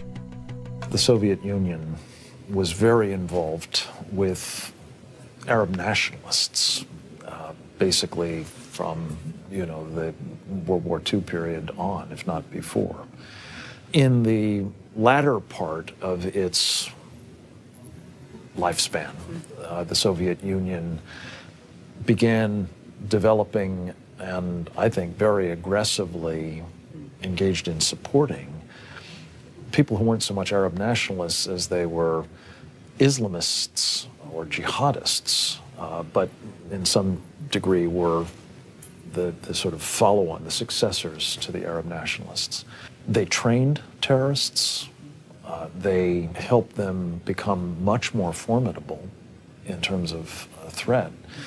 And to varying degrees, they enabled or certainly facilitated their association with and interoperations in some cases with terrorists that the Soviets were also involved with in other parts of the world. The political success of hijacking Israeli airplanes prompted the KGB to expand into organizing public executions and attacks on Jews in airports, train stations, and other public places. The KGB threw millions of dollars and thousands of people into Andropov's disinformation and terror war. Here's the thing. The Islamists have been to school, and particularly the Palestinians, with the KGB and the communists during the Cold War. What the Islamists, the Muslim Brotherhood in particular, didn't learn from the KGB, they've learned from the American and European left. Andropov preached to me that in today's world, when nuclear arms have made military force obsolete, terrorism should become our main weapon against American Zionism. He looked at the Muslim world as a waiting petri dish in which we could nurture a strain of hate America, grown from the bacterium of Marxist-Leninist thought. Their illiterate, oppressed mouths could easily be whipped up to a fever pitch. We had only to keep repeating over and over that the United States was a war-mongering Zionist country, anxious to take over the world. Anti-American, anti-Zion, they're opposite Zionism, they're opposite sides of the same coin.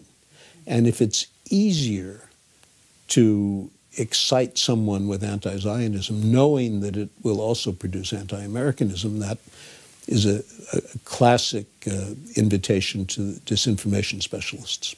If you read Khomeini's biography carefully, you'll see that he was trained both by Nazis and by Soviet communists on how to organize his movement. So the whole structure of the cadres inside the Khomeini movement came straight from Moscow. Well, I've seen intel reports over the years that the Russians were working with the Palestinian terrorist organizations, not just Hamas, but the PLO and others. And the PLO trained in the Soviet Union. It's the least secret fact in the modern world. And the alliance between radical Muslims and the world communist organizations is very intimate and has been there all along. Nothing new. And why not? They have a common view of the kind of society and government they want to have, totalitarian, and they have a common enemy, us. What's quite striking as we flash forward to today is the ways in which one of their clients, the Muslim Brotherhood, has emulated and frankly improved upon, is targeting all of the civil society institutions in this country and our government for the purposes of subverting us and ultimately achieving their victory. If you look at the Palestinians in Gaza and the West Bank, their heroes are Nazis. Their heroes are people who kill people because they're Jews, not because of anything they did, just because they're Jews. Their children are taught to hate Jews and want to kill them. The cumulative effect of distributing millions of Arabic translations of the protocols in Arabic over 20+ years throughout the Islamic world may be self-evident.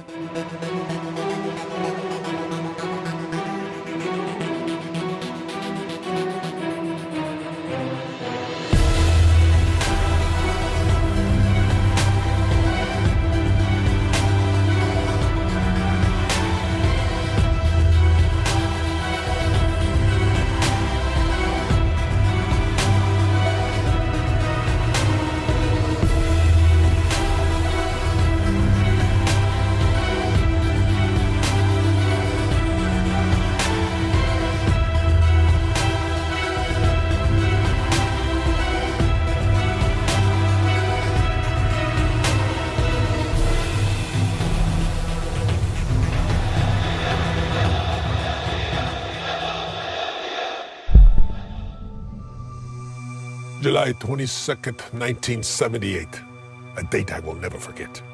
I was ordered to organize the killing of Noel Bernard, the director of Radio Free Europe's Romanian program.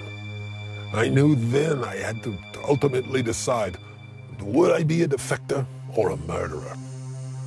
Disinformation means lying, and lying is the first step towards stealing and killing.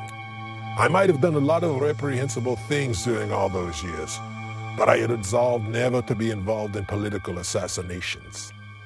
The prospect pushed me over the edge. My father's heed that I must be strong to be different rang in my ears, and I suddenly became strong enough to break from the darkness. On Sunday, July 23rd, 1978, I flew to Bonn, where I had to deliver a message from Ceausescu to the West German Chancellor. It was my final assignment for the megalomaniac. So I became a defector, a word that was too close to traitor and felt like a chain around my neck. My defection became a whirlwind trip in a CIA plane sent from Washington. It was past midnight when I secretly flew out of Germany. Throughout all those years of torment in Romania, I had been certain that I would not die under communism, no matter how high I might have been shoved up the communist ladder. At Andrews Air Force Base, I was greeted as a free man. The joy of finally becoming part of this land of liberty, where nothing was impossible, well, that was surpassed only by the joy of simply being alive. Alone in my room that night, I fell to my knees and prayed out loud for the first time in more than 25 years. It took me a while. It was hard for me to find the right words to express my great joy and thanks to the good Lord. Forgiveness for my past life, strength for my new life, that's all I asked for. General Ion Mihai Pacepa defected in July, and that changed everything. He's the senior defector from the Cold War, two-star general, advisor to President Dictator for Life Nicolae Ceausescu. I was involved in debriefing the general for years. When a person defects, you ask what they know, what knowledgeability they have, microwave transmissions, scientific, technical, whatever. And he said, in 5 years, I'll begin to forget things you haven't yet asked me. And he was right. So he knew it all. The first time I heard the name of Ion Mihai Pacepa was in 1978, listening to Radio Free Europe. It was in the summer of 1978, and they announced that the head of the Romanian Foreign Intelligence, advisor to President Nicolae Ceausescu, General Ion Mihai Pacepa, defected to the West. I called a friend of mine, and I said, let's get together. I said, have you ever heard of this Pacepa fellow and so on? So I said, oh, nobody talks about him. He was a very, very big shot. General Pacepa had, as we know, a crisis of conscience, a change of heart, and he eventually came away from the dark side and came to the U.S. and helped the CIA to figure out the communist world. Listen, I have to say that Pacepa is one of a handful of people in my life who has given me a fundamentally different and accurate understanding of the way the world works. He's illuminated the history of the modern world to me. Before he defected to the U.S., he never had contact my understanding with U.S. intelligence, not with me, not with the CIA, when he decided to jump, it was everything or nothing. That's important. Before he defected, he had a trip that he arranged to all the Eastern European intelligence chiefs, just to talk about how you're doing, what kind of things you have. He would tell what he had, they would tell Hungarian, the Czech, the Polish. So when he came out, he was that much more valuable because he knew those countries' information as well. I mean, that's a big deal. So how far in advance did he plan it? Well, like, oh, I just thought of it overnight. No, that's a months in advance trip. I have publicly supported the idea that what General Pacepa did in 1978 was a service to the Romanian people. He didn't betray Romania or the Romanian nation. He betrayed a despicable terrorist dictatorship. And I think that in so doing, he helped the survival of the idea of honor in the history of Romania. Soon after Pacepa's defection, Ceausescu imposed 2 death sentences and decreed a bounty of $2 million for Pacepa's death. Terrorist leaders Arafat and Gaddafi set $1 more million reward each. The first major attempt to kill me in the U.S. was codenamed Operation 363, and it used Carlos the Jackal as the would-be assassin. Thanks to the CIA, Carlos was unable to find me. Although Pacepa had been granted asylum, much of the information he gave the Carter administration was dismissed. The disinformation campaign that he'd helped launch to create a westernized image of Ceausescu had worked.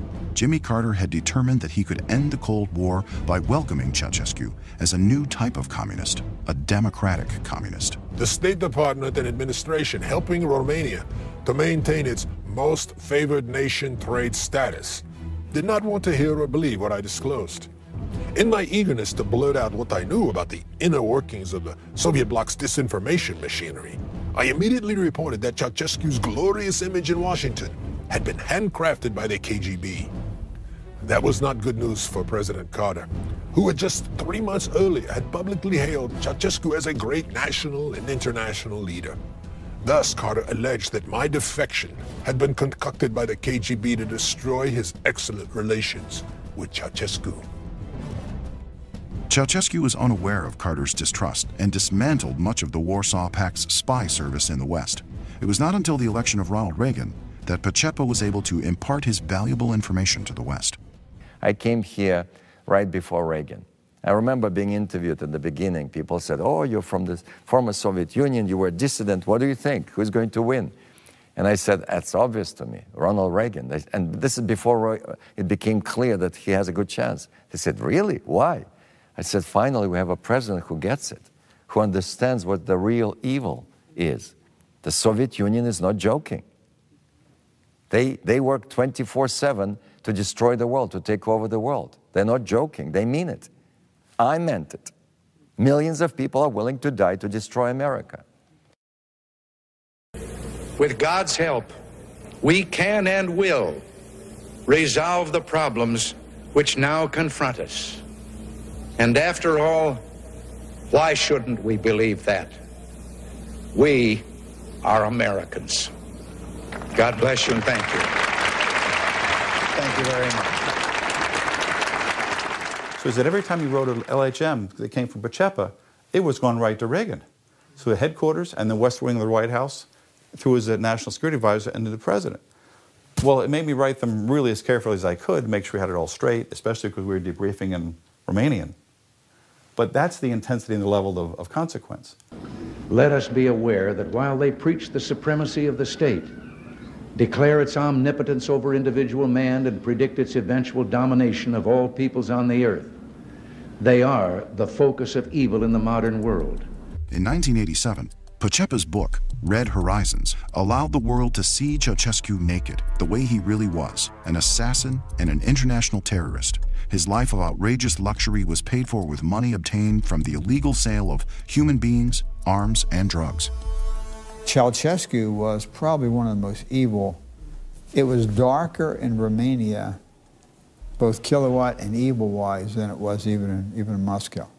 Ceausescu was a very evil man, and his wife, Elena. But when Pacepa asked me, I read his book, and later I took Pacepa's book down to the White House and gave it to the president. And that helped change the issue of most favored nation trading status. He would later call it my Bible for dealing with dictators. Ceausescu had cleverly devised a system he named the Horizons to dupe the West into believing that he was a different sort of communist, and that Romania, therefore, was a different sort of communist country. The big lie: Romania was independent of Moscow, more interested in trade with the West, and less repressive than other Soviet bloc countries. In 1988, Red Horizons was serialized on Radio Free Europe and heard in Romania for the first time. Pacepa's book revealed the damnable corruption of the Marxist government of Romania in great detail. And I remember being in Romanian homes where they'd close the curtains and they'd get on the ground and turn on that radio frequency and they made sure even their kids weren't home because kids informed on parents. And when Pacepa's book came out and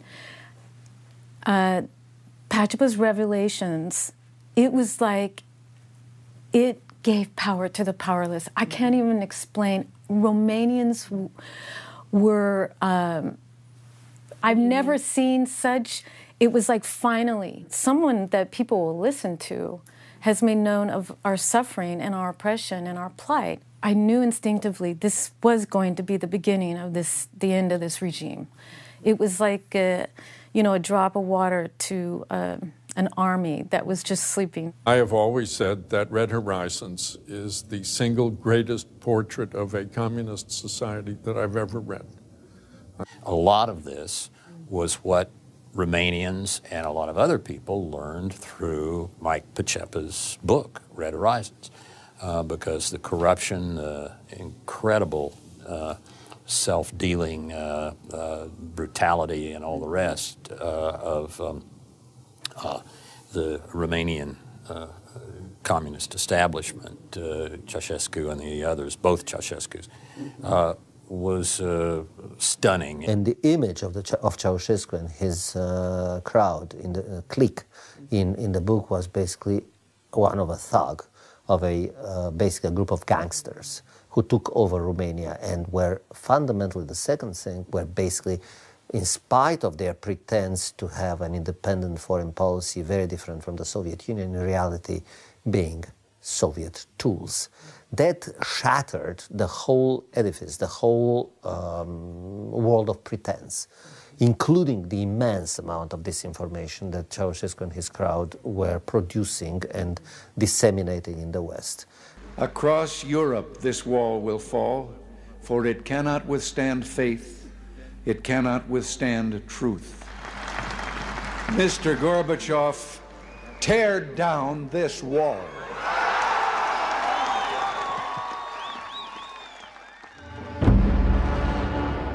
On November 9th, 1989, as I sat in front of my television watching the Berlin Wall being torn down, and my eyes welled up with tears, I was incredibly proud to be a citizen of the United States.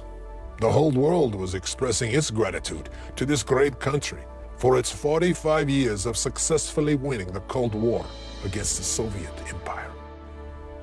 As mysteriously as it had begun, the Cold War came to an end. Ronald Reagan had refused to continue the policy of containment and determined to put an end to the evil empire. The fall of the Berlin Wall set in turn a series of events that led to the implosion of the USSR. But had the nightmare of communism really ended? The horrible irony about it is that these are the gulags that were still they were created and are still functioning from 1937. I mean, it's just imagine Auschwitz, slightly refurbished and modernized, is still being used for European prisoners, and we don't think in those terms, but we should. It's the same tradition. It's the same formula. I witnessed how Hitler's Third Reich had been demolished, its war criminals put on trial, its military and police forces disbanded, and the Nazis removed from public office. None of these things has happened in the former Soviet Union. No individual has been put on trial. Although the regime killed millions of people, most Soviet institutions have been left in place, and we seem to forget that Russia still has over 6,000 nuclear missiles. When the Cold War ended, there were actually Russians that said to us, don't believe that we're going away. There were a number of Russians who made that statement to us. We're not going away. We're changing our strategy. So how do you change your strategy? Well, you know, you go underground. You change the name of your organization. You change the name of the KGB. Well, the KGB by any other name is still the KGB. It is still the most influential entity in Russia today, more powerful actually than the Politburo. And it is powerful because the man that is in charge of Russia is a former member of the KGB and considers himself to still be in charge of the KGB. They never lost their focus on destroying America. But I think that they saw that there was a new strategy to be used that would allow us to destroy ourselves. Wow. I think we're doing that, aren't we?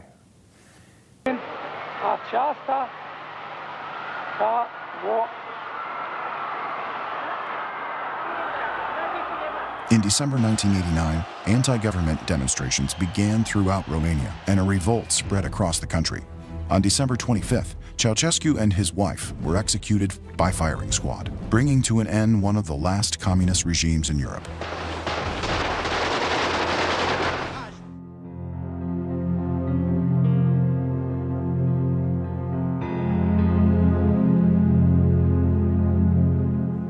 A Romanian newspaper concluded, the publication of Red Horizons played an uncontested role in revealing in all its hideousness the true face of a dictatorship, which with diabolical cunningness had managed to outfox a part of the world.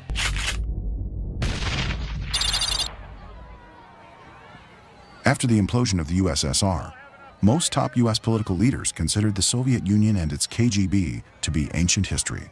My last space for you. Yeah. After my election, I have more flexibility. I understand.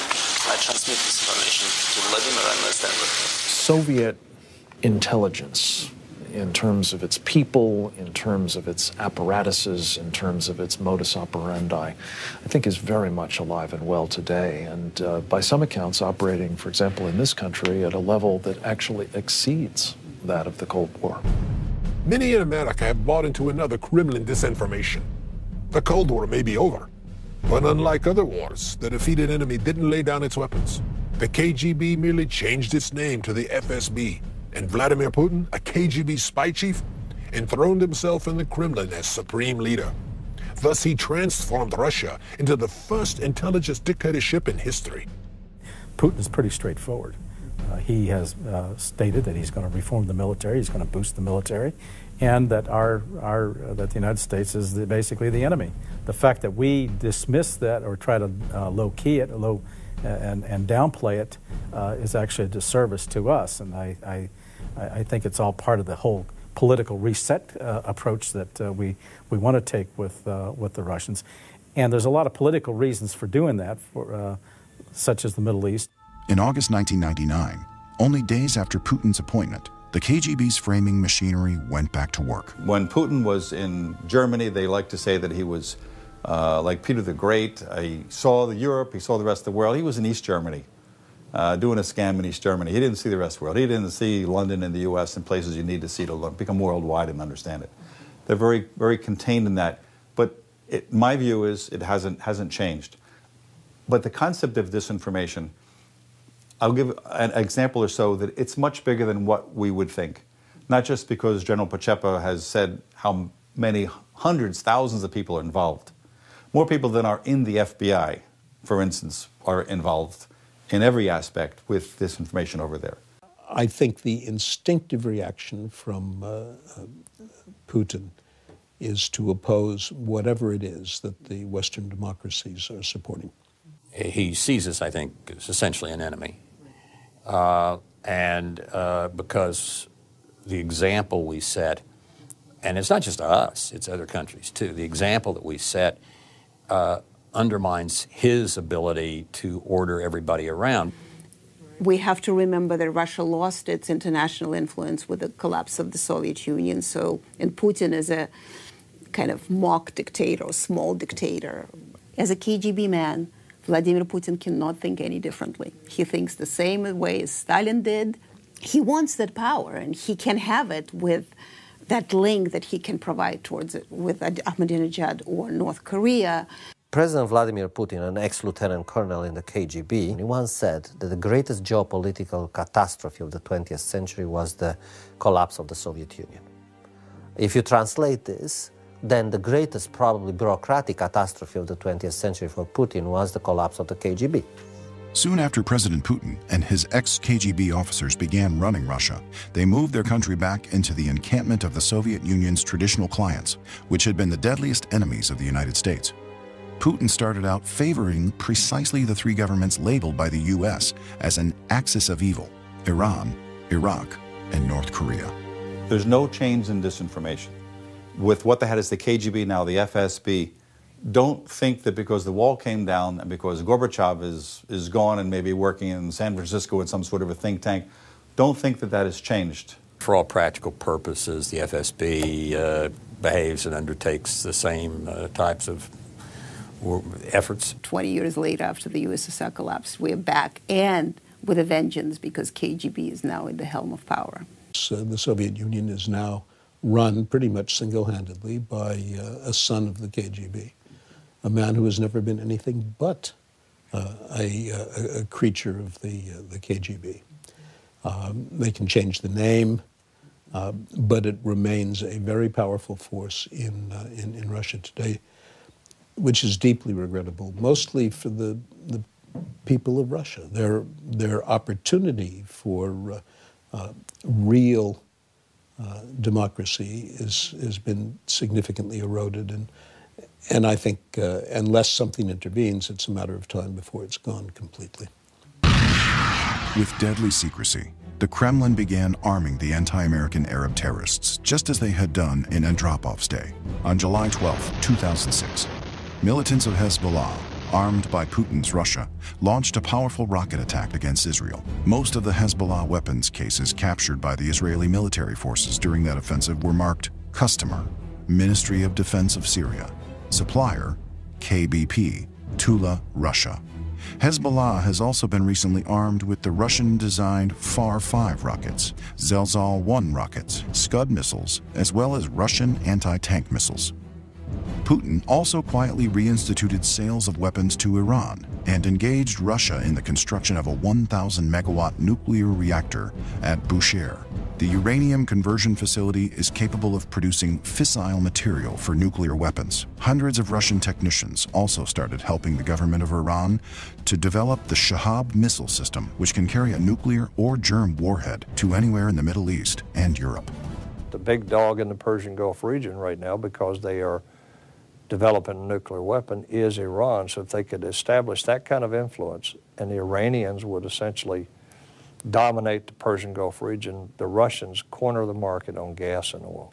Russia sees helping Iran and working with Iran, and it did with Syria as well, as a very good way to undermine American influence in the Middle East. Clearly, Iran is one of Mr. Putin's greatest allies. They're a great trading partner with him.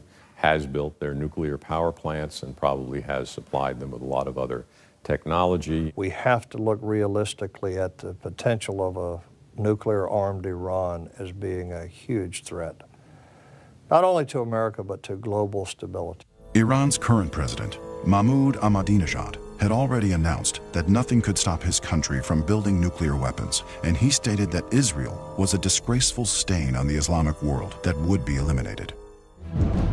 During World War II, thousands of Americans died to eradicate Nazism and its anti-Semitic terrorism. Now we're facing Islamofascism and nuclear anti-Semitic terrorism.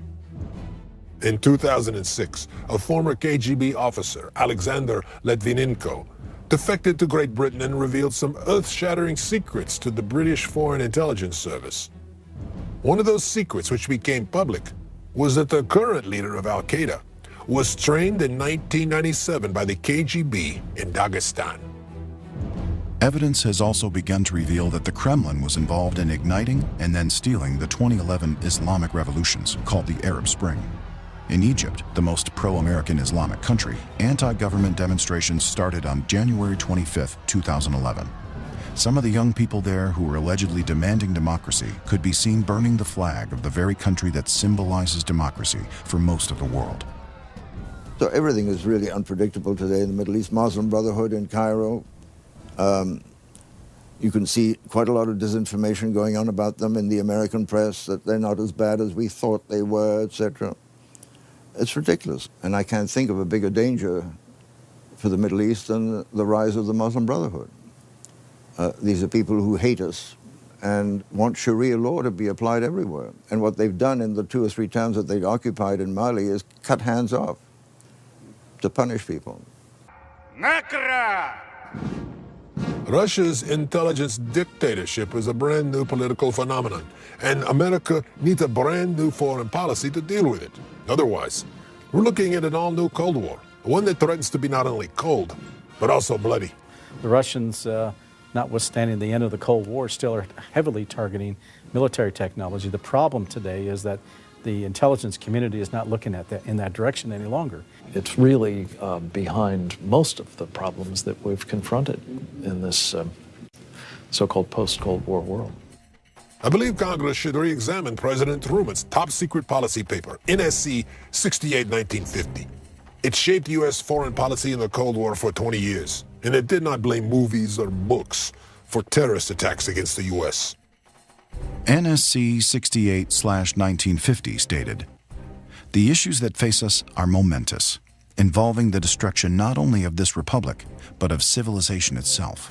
The policy focused on creating a world centered on American liberal capitalist values, and it contained a two-pronged political strategy. 1, a superior military power, and 2, a campaign of truth, defined as a struggle, above all else, for the minds of men." Truman argued that the propaganda used by the forces of communism could be overcome only by the plain, simple, unvarnished truth. The missiles that destroyed communism were launched from Radio Free Europe, and this was Washington's most important investment during the Cold War. I don't know whether Americans realize this now, over 2 decades after the fall of the Soviet Empire, but on the other side, we understood it perfectly well.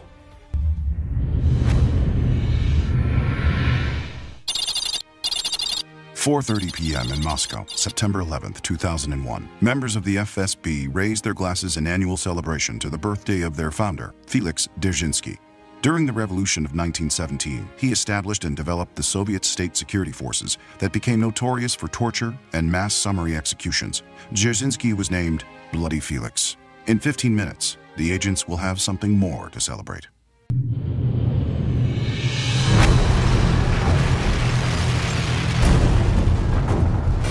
These extremists say there can be no compromise or dialogue with those they call infidels.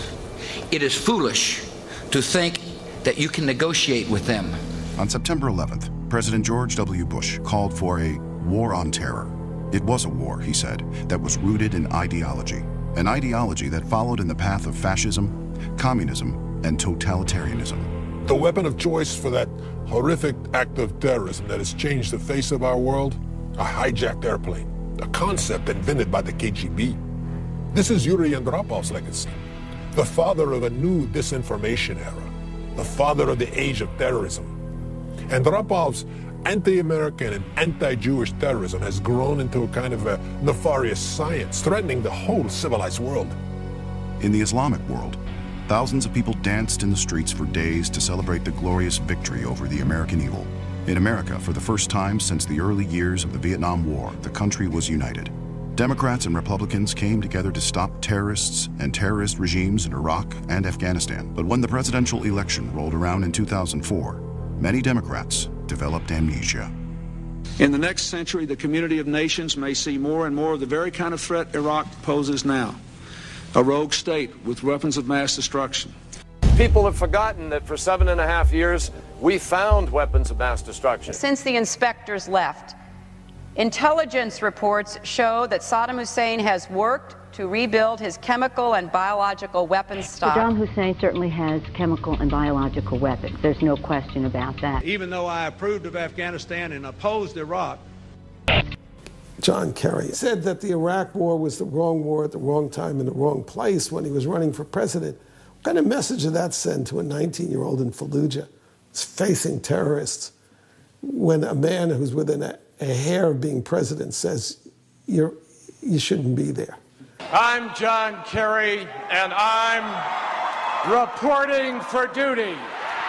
During the 2004 Democratic National Convention, one after the other, the convention participants denigrated America's armed forces by portraying their commander-in-chief as a renegade, a liar, a deceiver, and a fraud.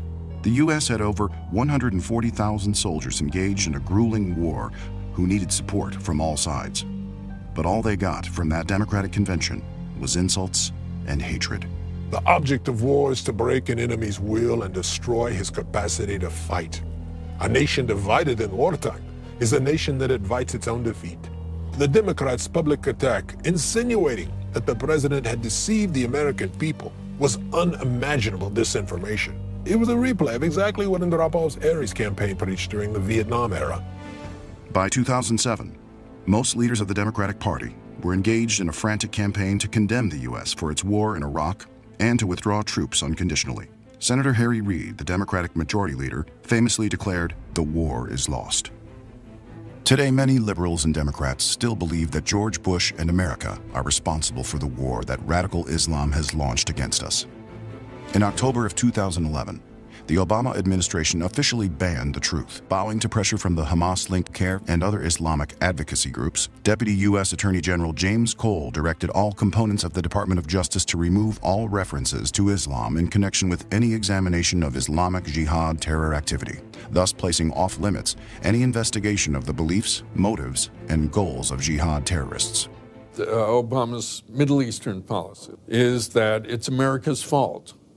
And most of the things that have gone wrong in the world are our fault, and so we have to undo that. So that's why the Cairo speech, that's why the Great Apology Tour, right? Same business with Russia, reset the relationship with Russia, as they put it, because after all, we have, we're responsible for a lot of the bad relations between the United States and Russia.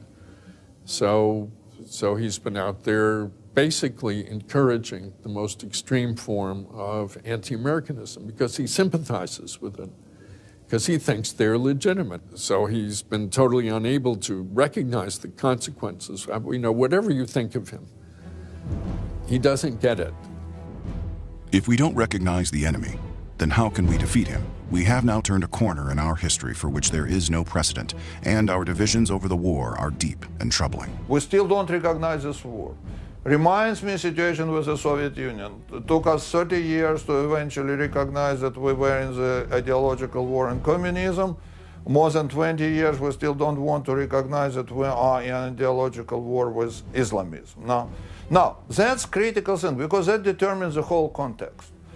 If you realize that you are in ideological warfare, then you realize that you are on the constant disinformation campaign. Then you realize that ideological warfare uses terrorism as a weapon against you, which are all part of ideology. Those are not separate events. It's been a long time coming. But tonight, because of what we did on this day, in this election, at this defining moment, change has come to America. By 2008, some leaders of the Democratic Party began painting America as a decaying, racist, capitalist realm, unable even to provide medical care for the poor. It pledged to change all that by wealth redistribution. The leftist media jumped in, and overnight, change we can believe in was bursting forth everywhere. Change is the very essence of Marxism. It was a brilliant disinformation campaign, and Obama was the perfect instrument. Bright, charismatic, and a dynamic speaker with a seemingly blank slate. After 45 years of Cold War, millions of young Americans now believe that capitalism is their real enemy and should be replaced with socialism. Their new home, the Democratic Party, whose primary 2008 election theme was the promise to redistribute America's wealth. People always love a free lunch. No wonder the Democratic Party easily filled entire stadiums with people who demanded that the wealth of the United States be redistributed. Some of those electoral gatherings looked like Ceausescu's revival meetings. It was a superb show of disinformation. I think it's fair to say that no president in American history has done more to subvert the Constitution. Obama said, I want to transform America. He is transforming America. And there is not enough rebellion, not enough. We need to wake up Americans, get to the young kids before they get brainwashed on campuses. In 2008, Obama's background, associations, and voting record clearly revealed him to be the hardest left candidate ever nominated for President of the United States. Despite the many revelations, the mainstream media remained silent. One of the overriding purposes of glasnost is to hide the leader's past by giving him a new political identity. Thus it was that in America, the 2008 election campaign for the White House was, for me, a major case of deja vu. It felt as though I were watching a replay of one of Ceausescu's election campaigns. Just as Ceausescu loved to remind everyone that someone as great as he is born once every 500 years, so did Barack Obama. We are the ones we've been waiting for. After Obama's victory in 2008, the White House and the Democratic-controlled Congress began following in Marx's footsteps by redistributing the country's wealth and putting under government control parts of the healthcare, banking system, and automobile industries. Soon, the United States began being changed from a country belonging to we the people into one managed by a kind of a Marxist elite class with unchecked power. We have to pass the bill so that you can find out what is in it. But the Democratic Party has built into it disinformation because they're leftists and progressives. You know, they said that Obamacare was the cover of the uninsured. Now we find out that it's going to, people will be kicked off their medical care because of Obamacare. So it didn't even do that. But that wasn't the goal. The goal was government control of your life. What they call single payer, that's communism. To have only the government supply you with health, what could be more communistic than that? I came here when President Reagan was president. This is not the same country. Absolutely not. When tens of thousands of Americans disagreed, a member of the U.S. congressional elite, Democratic Representative Steve Cohen, called them Nazis. It was a tried and true old Marxist tactic to demonize critics. It was a tactic that Obama would skillfully use on his next opponent with great success. If you got a business, you didn't build that. Somebody else made that happen. This is the core of the Communist Manifesto. Its main task was to frame capitalism as a system based on theft, the demonizing of an ownership class that is stealing the labor of a lower class. If you know the manifesto, you would have thought Marx himself wrote Obama's speech. Communism didn't die with the Cold War. It's alive and well. In fact, it's in the White House. Obama was brought up and spent his life in the same left that I left. Only the worst part of it, the Bill Ayers part. Of course, today's communists are not stupid, and they adjust. But communism that is alive and well and very, very strong because it represents that longing that people have, that life should be meaningful, that the world should be just and ordered. Change in the direction of greater fairness was still the Democratic Party's theme for the 2012 election, with the main target, American capitalism. In a 2008 Rasmussen poll, only 53% of Americans preferred capitalism to socialism, with another 27% unsure and 20% strongly opting for socialism. Saul Alinsky, who is the Karl Marx of the Obama left, his whole book is about lying. It's about the ends justify the means. Our ends are so noble because we're going to save the world. In war, any means is justified. And he says it in so many words. Half of the country is just getting something, but just philosophically, we forgot who we are. America used to stand for something. What do we stand for now? I fought against communism in the Soviet Union. I survived. I was exiled to the best and freest country in the world, you know, and if after that I start to see in this country the same thing which happened in the Soviet Union, yeah, I don't feel good, and I try to speak out against it, because I know what it means, and with my experience, I recognize any of such things immediately. The 2012 election ended an American tradition. Capitalism lost the election for the first time in the history of the United States. The Democratic Party's disinformation machinery was able to distort Romney's capitalist past to such a degree that he was always on the defensive, always portrayed as a greedy capitalist predator. It's a technique of pushing passion buttons in the human spirit to get people to feel angry, jealous, vindictive against people who succeed. But only certain kinds of people who succeed, people on the right who succeed, because people on the left who succeed never get demonized, right? I mean, nobody demonizes Barbra Streisand, right? Here's a woman who sang some songs. She's one of the richest people in America. What has she done for us recently? Nothing. And how come she deserves all that money? Well, Libya is a very important example. I've interviewed, in my lifetime, I interviewed Gaddafi 6 times. In 1993, off the record, he said, "You know Jim Woolsey, the head of the CIA?" I said, "Yes, I've known him a long time, since long before he became director of the CIA." He said, "Well, you have to tell him something very important from me." I said, "What's that, Colonel?" He said, "The Islamists are the biggest danger to you and to me.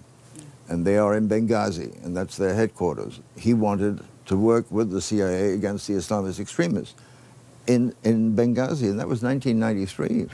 On September 11, 2012, the American diplomatic mission at Benghazi in Libya was attacked. 4 people were killed, including U.S. Ambassador J. Christopher Stevens. Over the next 14 days, the Obama administration conducted a blatant disinformation campaign. When you have the United Nations ambassador 5 days after an event, going on the news service and spreading information that is clearly false, there could be no question that everybody knew that what she was saying, to include most of the American public, was false. That is a misinformation campaign, and she is using a disinformation methodology to spread that. Benghazi is misinformation, disinformation, and no information all wrapped up. What troubles me about Benghazi is not that we were wrong in understanding the origin of the attack, at least for a little while, but that the people who knew better dissembled about it. And I think it's obvious they did so for political reasons. We were close to an election. They did not want to acknowledge that the death of al-Qaeda may have been prematurely announced. It would have been embarrassing. And so they skated over the facts, even as the facts became available. People demonstrating, protesting some video do not show up in front of an American building carrying RPGs, right? They're not crazy demonstrators who are all upset about some lunatic in California making a movie they don't like. The purpose was to ensure that the administration was reelected, and that their chances of being reelected were not hurt because they had spread another disinformation that the administration has defeated al-Qaeda, that they're all but non-existent, only to find that not only has it not gone away, but it is very powerful and we're still their target. And I think we need to know the truth. I think for the American people not to have that information would be wrong. And so we're going to continue to push it. Whether or not we'll be successful will depend on you and if the American people call their congressmen. The ultimate expression of this disinformation by the Obama administration was the statement made before the UN General Assembly by the President of the United States, fully 2 weeks after the September 11th attack, in which he again referred to the video, and then he made this statement. The future must not belong to those who slander the Prophet of Islam. Now that's a sentence you could have heard Osama bin Laden, Mohammed Morsi, Ayman Zawahiri, any of these guys say as a justification for their jihadism against us. And it's not just disinformation on the part of the President of the United States. And I'm afraid the Obama administration is prepared to sacrifice our First Amendment rights. Disinformation has become the bubonic plague of our modern world. Water makes a hole in the stone not by force, but by constant dripping. That is how disinformation works. Drop by drop by drop. It takes time. Virtually all of America's major institutions today are way to the left of the public. Now think about this. The American public for a long time have polled at 40% self-identify as conservative, 35% self-identify as moderate, and 20 or 21% as liberal. That 40% plus 35% conservative moderate is the center-right majority of America. And yet our institutions, our schools, and especially our colleges, which are absurdly to the left, Hollywood, the entertainment and news media, the foundations and philanthropies, even many of our churches are way over on the left. How did that happen? Antonio Gramsci was this influential Italian communist who made up the phrase, the long march through the institutions. He said that we're going to have to take several generations to subvert, infiltrate, and change all of these institutions. We have a president right now whose watchword was transformation. We're going to fundamentally transform America. Today, a major source of disinformation is spread through conspiracy theories. Many governments in the Mideast take these theories as fact, much like the protocols of Zion are. The most incendiary still circulating revolve around 9/11, with such fabrications that the CIA or Mossad were behind the attacks, and that no Jews died in the Twin Towers that day. People like conspiracy theories. It's kind of a substitute for God. That is, it puts order into the world. There's not random chaos and catastrophe. Everything is ordered because there's a conspiracy behind it. So people are prone, they feel comfortable with conspiracy theories. Over my 27 years in the Soviet bloc intelligence community, I was privy to many Cold War disinformation operations that eventually lost steam, but they were never entirely compromised because of that kernel of truth. So many still haunt the world like ghosts that never die. It seems that Americans have relaxed too much now, and they believe what they want to believe on the basis of whether or not it's convenient. Americans want to be amused. Now think about it. Muse is to think. Amuse is without thinking. So they'd rather sit in front of the TV and watch a reality show and then take a 30-second soundbite, which could be from the media, it could be a news flash, or it could be a political ad. That political ad, for example, might say, well, the Republicans are for the wealthy and the Democrats are for the common man. And they form their opinion on that 30-second soundbite, and then go back to being amused. Because they make no effort to try and discern the truth. They make no effort to go beyond what is in their comfort zone. So they will believe the lies of the media, and the media does. The media is part of the disinformation campaign. You know, one of the really interesting things, talking about disinformation, is the extent to which we have now permitted not simply programming that would have been, frankly, unimaginable, I think, during the Cold War, in terms of its sympathy for the Russians and its willingness to portray the United States in a very unflattering light. But we have Russia Today, we have Chinese Xinhua, we have Al Jazeera, and other instruments of enemy propaganda, or certainly the information warfare apparatuses of countries that are unfriendly to the United States, and I think wish us ill, now having access to millions of Americans' homes. And that's a vehicle for disinformation and, for that matter, as I say, political warfare on an epic scale. The lies have been allowed to become history, to become truth. But what is truth? What is history? Without understanding the outrageous and uniquely Soviet tactic of disinformation, our worldview can become distorted. There is no defensive strategy in ideological war. There is no defense. You have always be offensive, you have attack. You believe in your own ideas, right? Go ahead, be offensive, attack, promote those ideas, bring it to them. Never be apologetic. Never try to excuse and explain why you have those things. That's absolutely because just you start to do it, people start to have doubts whether you are really right or whether you really yourself believe in those own ideas. Even today, progressives are subtly repackaging the communists' ideas and legacies and passing them on in the curricula of our schools, in the news media, in Hollywood films, on the internet, and on TV.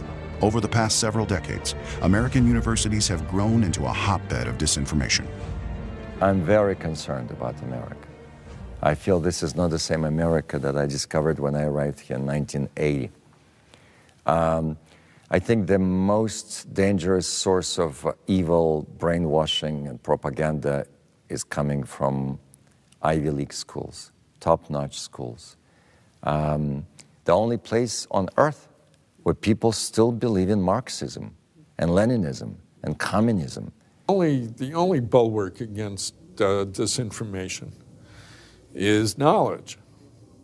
And that's why the educational system is so important, and that's why the current American crisis really is based on the failure of our educational system and the takeover of the educational system by a single ideology. What I cannot stand and what really terrifies me about the country nowadays is that it's so monolithic. And, you know, people start saying, well, look at Obama. Where did Obama get all these crazy ideas from? I keep saying to them, look, Obama is, you can find 1,000 Obamas in chat rooms online or in dormitories, anywhere in our top universities. Just go in, guys sitting around drinking beer and talking. They'll talk just like him because he believes what they believe. They think the same way he thinks. All these slogans based on nothing. Promoting Marxist ideas and approaches with no mention of the bloody legacy of these doctrines is the rule rather than the exception. College campuses are teeming with anti-America, anti-Jew, and anti-white rhetoric. A professor's job is not to tell students what to think.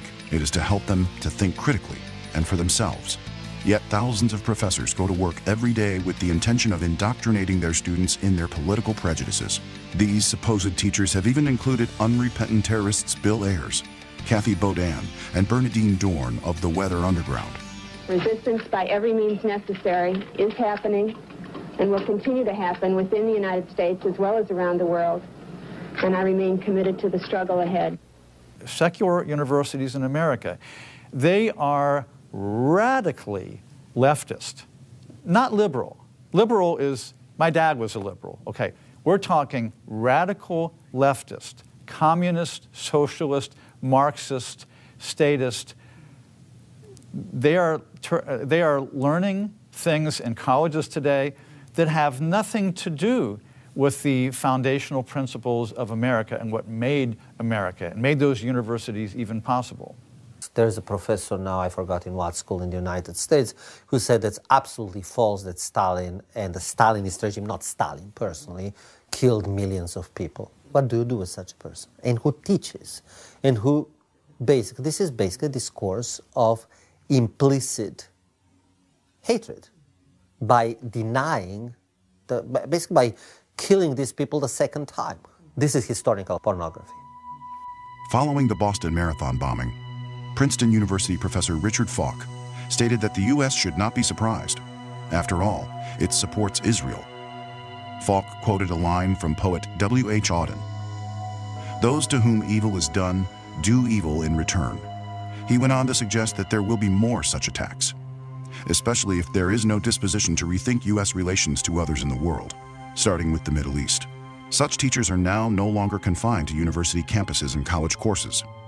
In March of 2013, parents in Tennessee discovered their high school students were being taught disinformation from a human geography textbook. Among the many leftist statements and historical inaccuracies was a highly anti-Semitic question dealing with terrorism. The textbook states, "Distinguishing terrorism from other acts of political violence can be difficult. For example, if a Palestinian suicide bomber kills several dozen Israeli teenagers in a Jerusalem restaurant, is that terrorism or wartime retaliation against Israeli government policies and army actions?" In the recent case of the Boston Marathon massacre, carried out by two Caucasian Muslim brothers, one an American citizen, the question is asked, what could be the motivation? Looking at the liberal elite intellectual thought that infects the Boston community and schools might be a good place to start. The younger brother of the pair graduated from the celebrated Boston High School, Cambridge Rindge and Latin School, where he was daily taught anti-American disinformation. His history teacher, Larry Aronson, is a disciple of the raving, America-hating, revisionist historian Howard Zinn. He is taught from the Marxist anti-American history book by Zinn, A People's History of the United States, since 1981. If you don't know Zinn's contempt for America, here's a sample of his work. Around 1776, certain important people in the English colonies made a discovery that would prove enormously useful for the next 200 years. They found that by creating a nation, a legal entity called the United States, they could take over land, profits, and political power from the favorites of the British Empire. Zinn was a liberal elite darling who claimed his eyes were open to the racist, imperialist horror that is America by writer I.F. Stone. Stone was a prominent writer in his day, who later was confirmed to be a paid KGB agent when the Iron Curtain fell and certain Soviet documents became public. It is more than coincidental that his articles expressed the position of the Soviet Union on so many issues. Today, the mainstream press is increasingly revealed to be little more than a government propaganda ministry. The big media in today's America are becoming barely more respected and believable than were their Soviet counterparts a generation ago. Some trace it to the 60s cultural revolution, when the radical left literally spilled out into America's streets, while university campuses gave rise to a host of radical new liberation movements. Undeniably, the misnamed mainstream media have been the primary force behind many leftist agendas for at least a generation.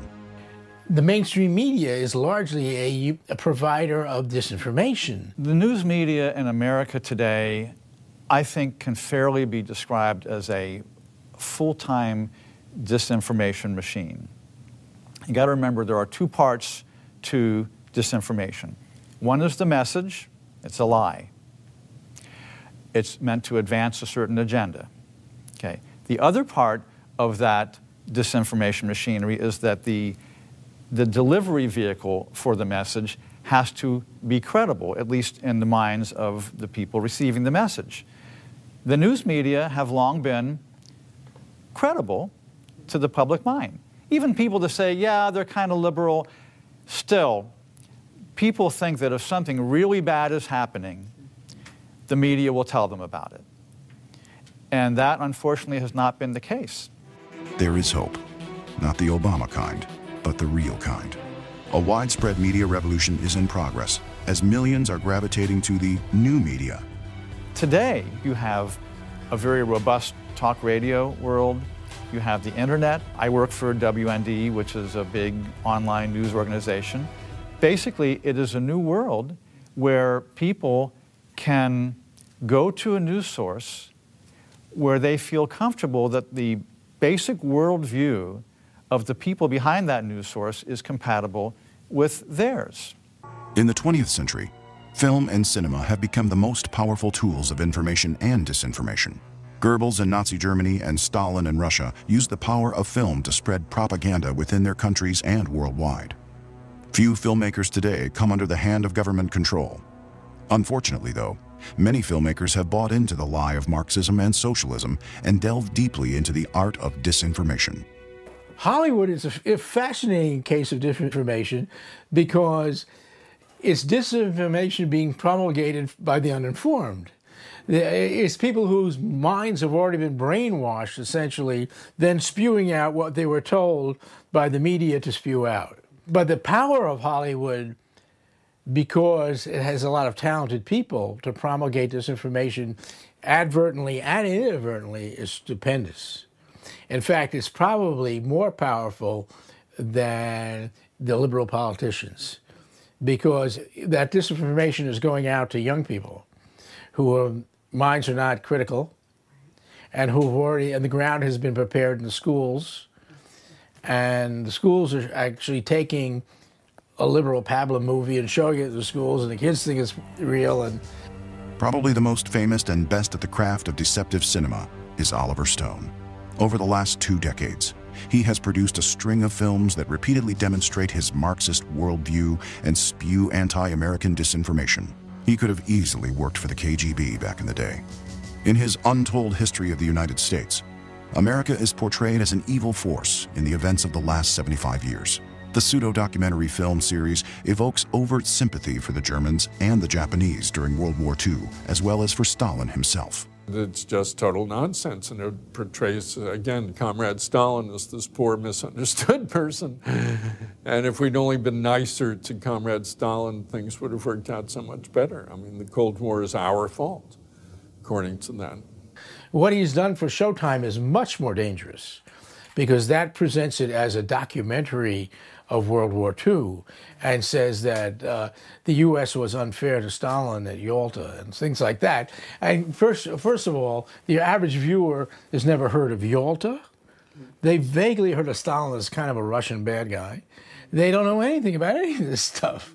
So they've effectively been propagandized. They've been recipients of disinformation. I was sitting down with a woman who's a prominent figure in the Hispanic American community, and she was telling me that she was learning all kinds of things about this country that she hadn't known as a result of Oliver Stone and his research. Historian Ronald Radish calls the Untold History Cold War revisionism, and sees similarities to communist author Karl Marjani's book, We Can Be Friends, The Origins of the Cold War. Over and over, Stone uses the same quotations, the same arrangements of material, and the same arguments as Marjani, a Soviet agent in 1952.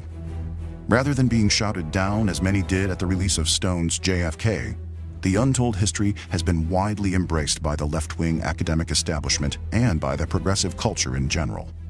There have been no outcries over the libels committed on the memories of Truman, Kennedy, or America. This clearly demonstrates how the Soviet disinformation machine has won the culture war in the U.S. Robert Redford is another filmmaker known for his leftist-leaning anti-America disinformation. His recent movie, The Company You Keep, is thinly disguised as an ode to the 60s as the model of activism and terrorism for every future generation to emulate. The 1960s have become to the left what 1776 once was to the old America. Each protest, down to Occupy Wall Street, is looked upon as a rebirth of the spirit of the 60s. The movie paints its main characters, former Weather Underground-type radicals, in a flattering light, even though they confuse murder with idealism and youthful anger with principles.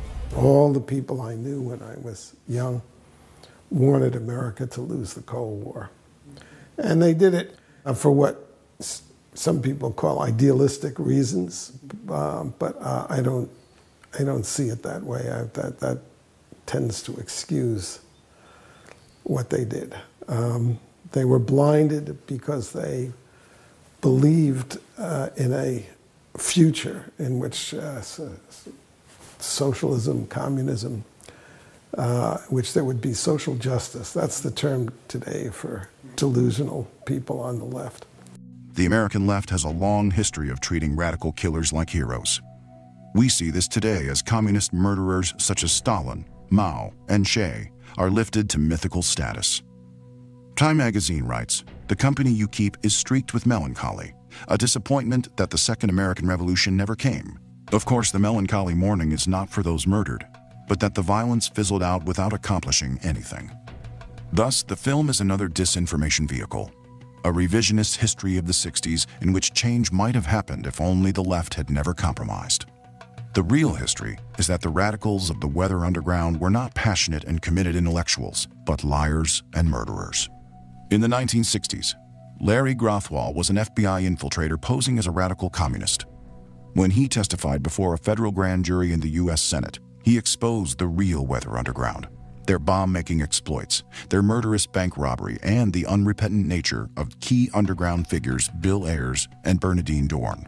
In Grothwall's true account of the events and the characters involved, he describes military training weathermen received in Cuba with Russian weapons, and details of how sympathetic professors helped set up weathermen bases across American campuses. The weathermen also targeted high schools, which they saw as prisons. It is not surprising that the most prominent terrorist, Bill Ayers, now has a career in education. By training teachers to indoctrinate American children, he exploits the country from within more efficiently than his homemade bombs ever could. At 1 minute before 1 o'clock this morning, the switchboard at the Capitol received a phone call. A man's voice said a bomb would go off in the building in half an hour.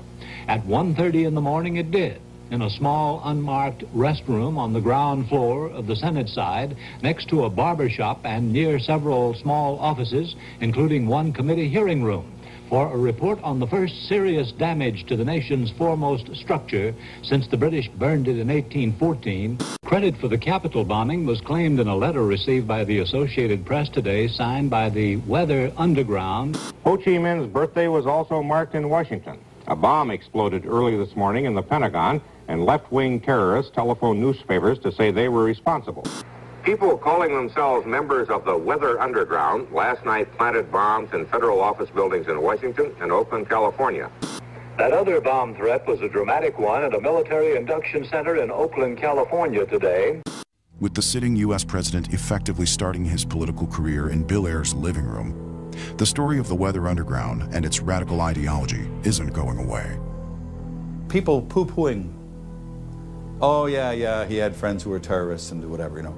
I didn't have any friends who were terrorists. I worked undercover against terrorists. I met with terrorists. In 1999, French scholar Stéphane Courtois' Black Book of Communism charged Marxism-Leninism with being responsible for the deaths of 150 million human beings since the Russian Revolution of 1917. When KGB archives became public in the post-Cold War era, those calculations were shown to be more than credible. Many have begun to face the sobering reality that the human devastation perpetrated by communism surpasses even Nazism's shameful record. The Soviet Union did kill more people than Hitler. I mean, some sources suggest there was up to 60 million people.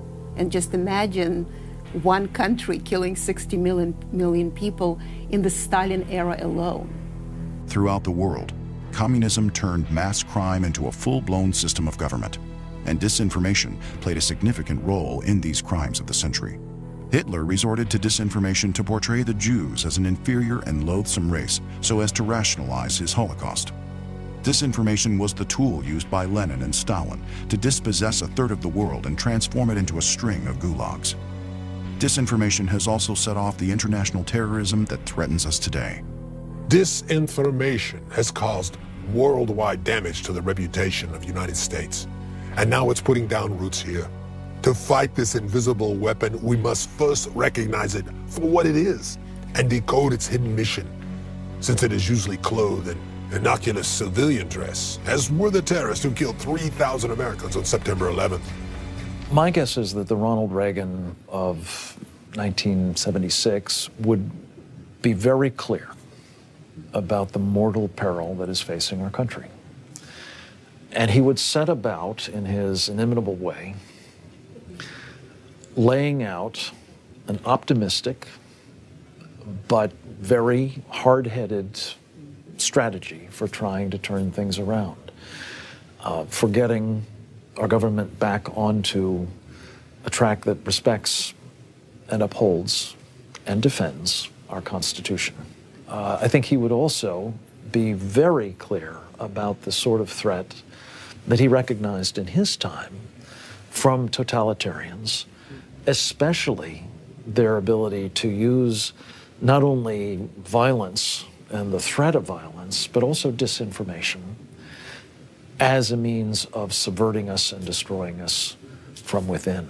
In another few years, we will not be a superpower in any way. Not economically, not militarily, not intellectually, not in any way, unless the pendulum swings. But I am an optimist. I love this country. I've been all over the world. I do believe the American spirit. I do believe that Americans, you can push them up to a point, but sooner or later they will say, stop it, enough. Because when you have on one hand intensive, well-organized propaganda, you know, who repeats and repeats the same thing, and you are sitting passively instead of developing your own propaganda, and I say propaganda can be a very good word, is the things which you try to explain are good things. So propaganda of freedom and democracy is good. Let's put it this way, because it's pretty simple. The late Andrew Breitbart, who was a good friend of mine, said one thing: politics is downstream of culture. And he was 100% correct. By the time you get to the age of voting, your mind has already been filled up with right and wrong and this and that, so many other things that you're not seeing straight. And especially given that the educational system has been permeated by the left as well. So there's nothing more important than seizing the culture. And you're not going to do it in a day because it's really hard. But you got to do it step by step, and if you don't, it's over. I think the circumstances in America are going to force us out of our comfort zone. And then we're going to start looking for truth. And we'll find it in alternate media, we'll find it in the church, and we'll find it among our fellow Americans. With all our being, we must reject Marxism's science and disinformation that has been used so negatively to transform our world. Let us return to the American traditions of patriotism, honesty, and fairness. The United States of America is the greatest country on earth. We must preserve it that way for future generations. That is why I speak out. Winston Churchill said the destiny of man is not measured by material computations. When great forces are on the move in the world, we learn we're spirits, not animals. And he said there's something going on in time and space and beyond time and space, which, whether we like it or not, spells duty. You and I have a rendezvous with destiny. We'll preserve for our children this, the last best hope of man on earth, or we'll sentence them to take the last step into 1,000 years of darkness.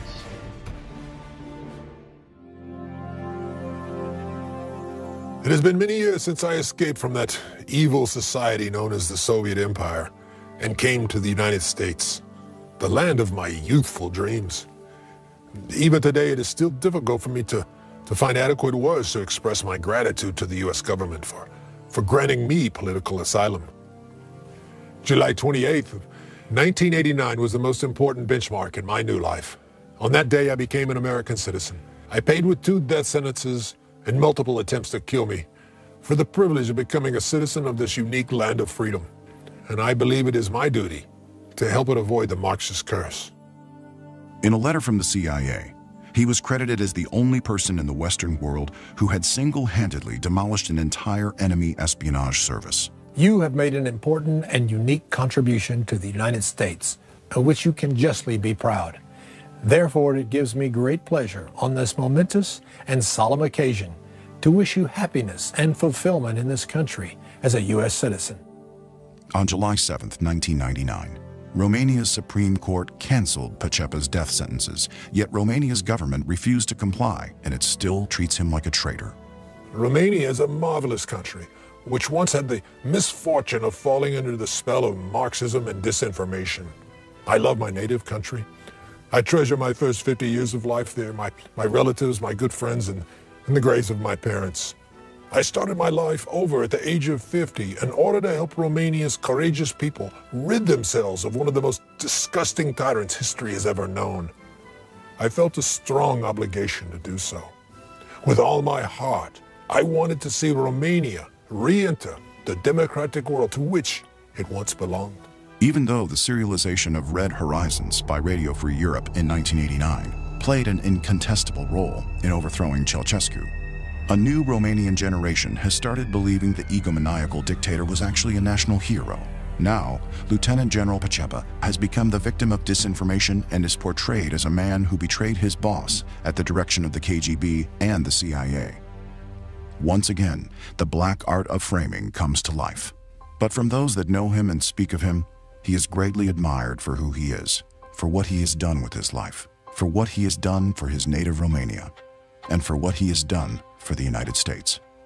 Ion Mihai Pacepa broke with the system for moral reasons and courageously exposed its terrorist underpinnings. He has proven to be a formidable witness and a respected analyst of the communist intrigues, schemes, and manipulations that still threaten our world.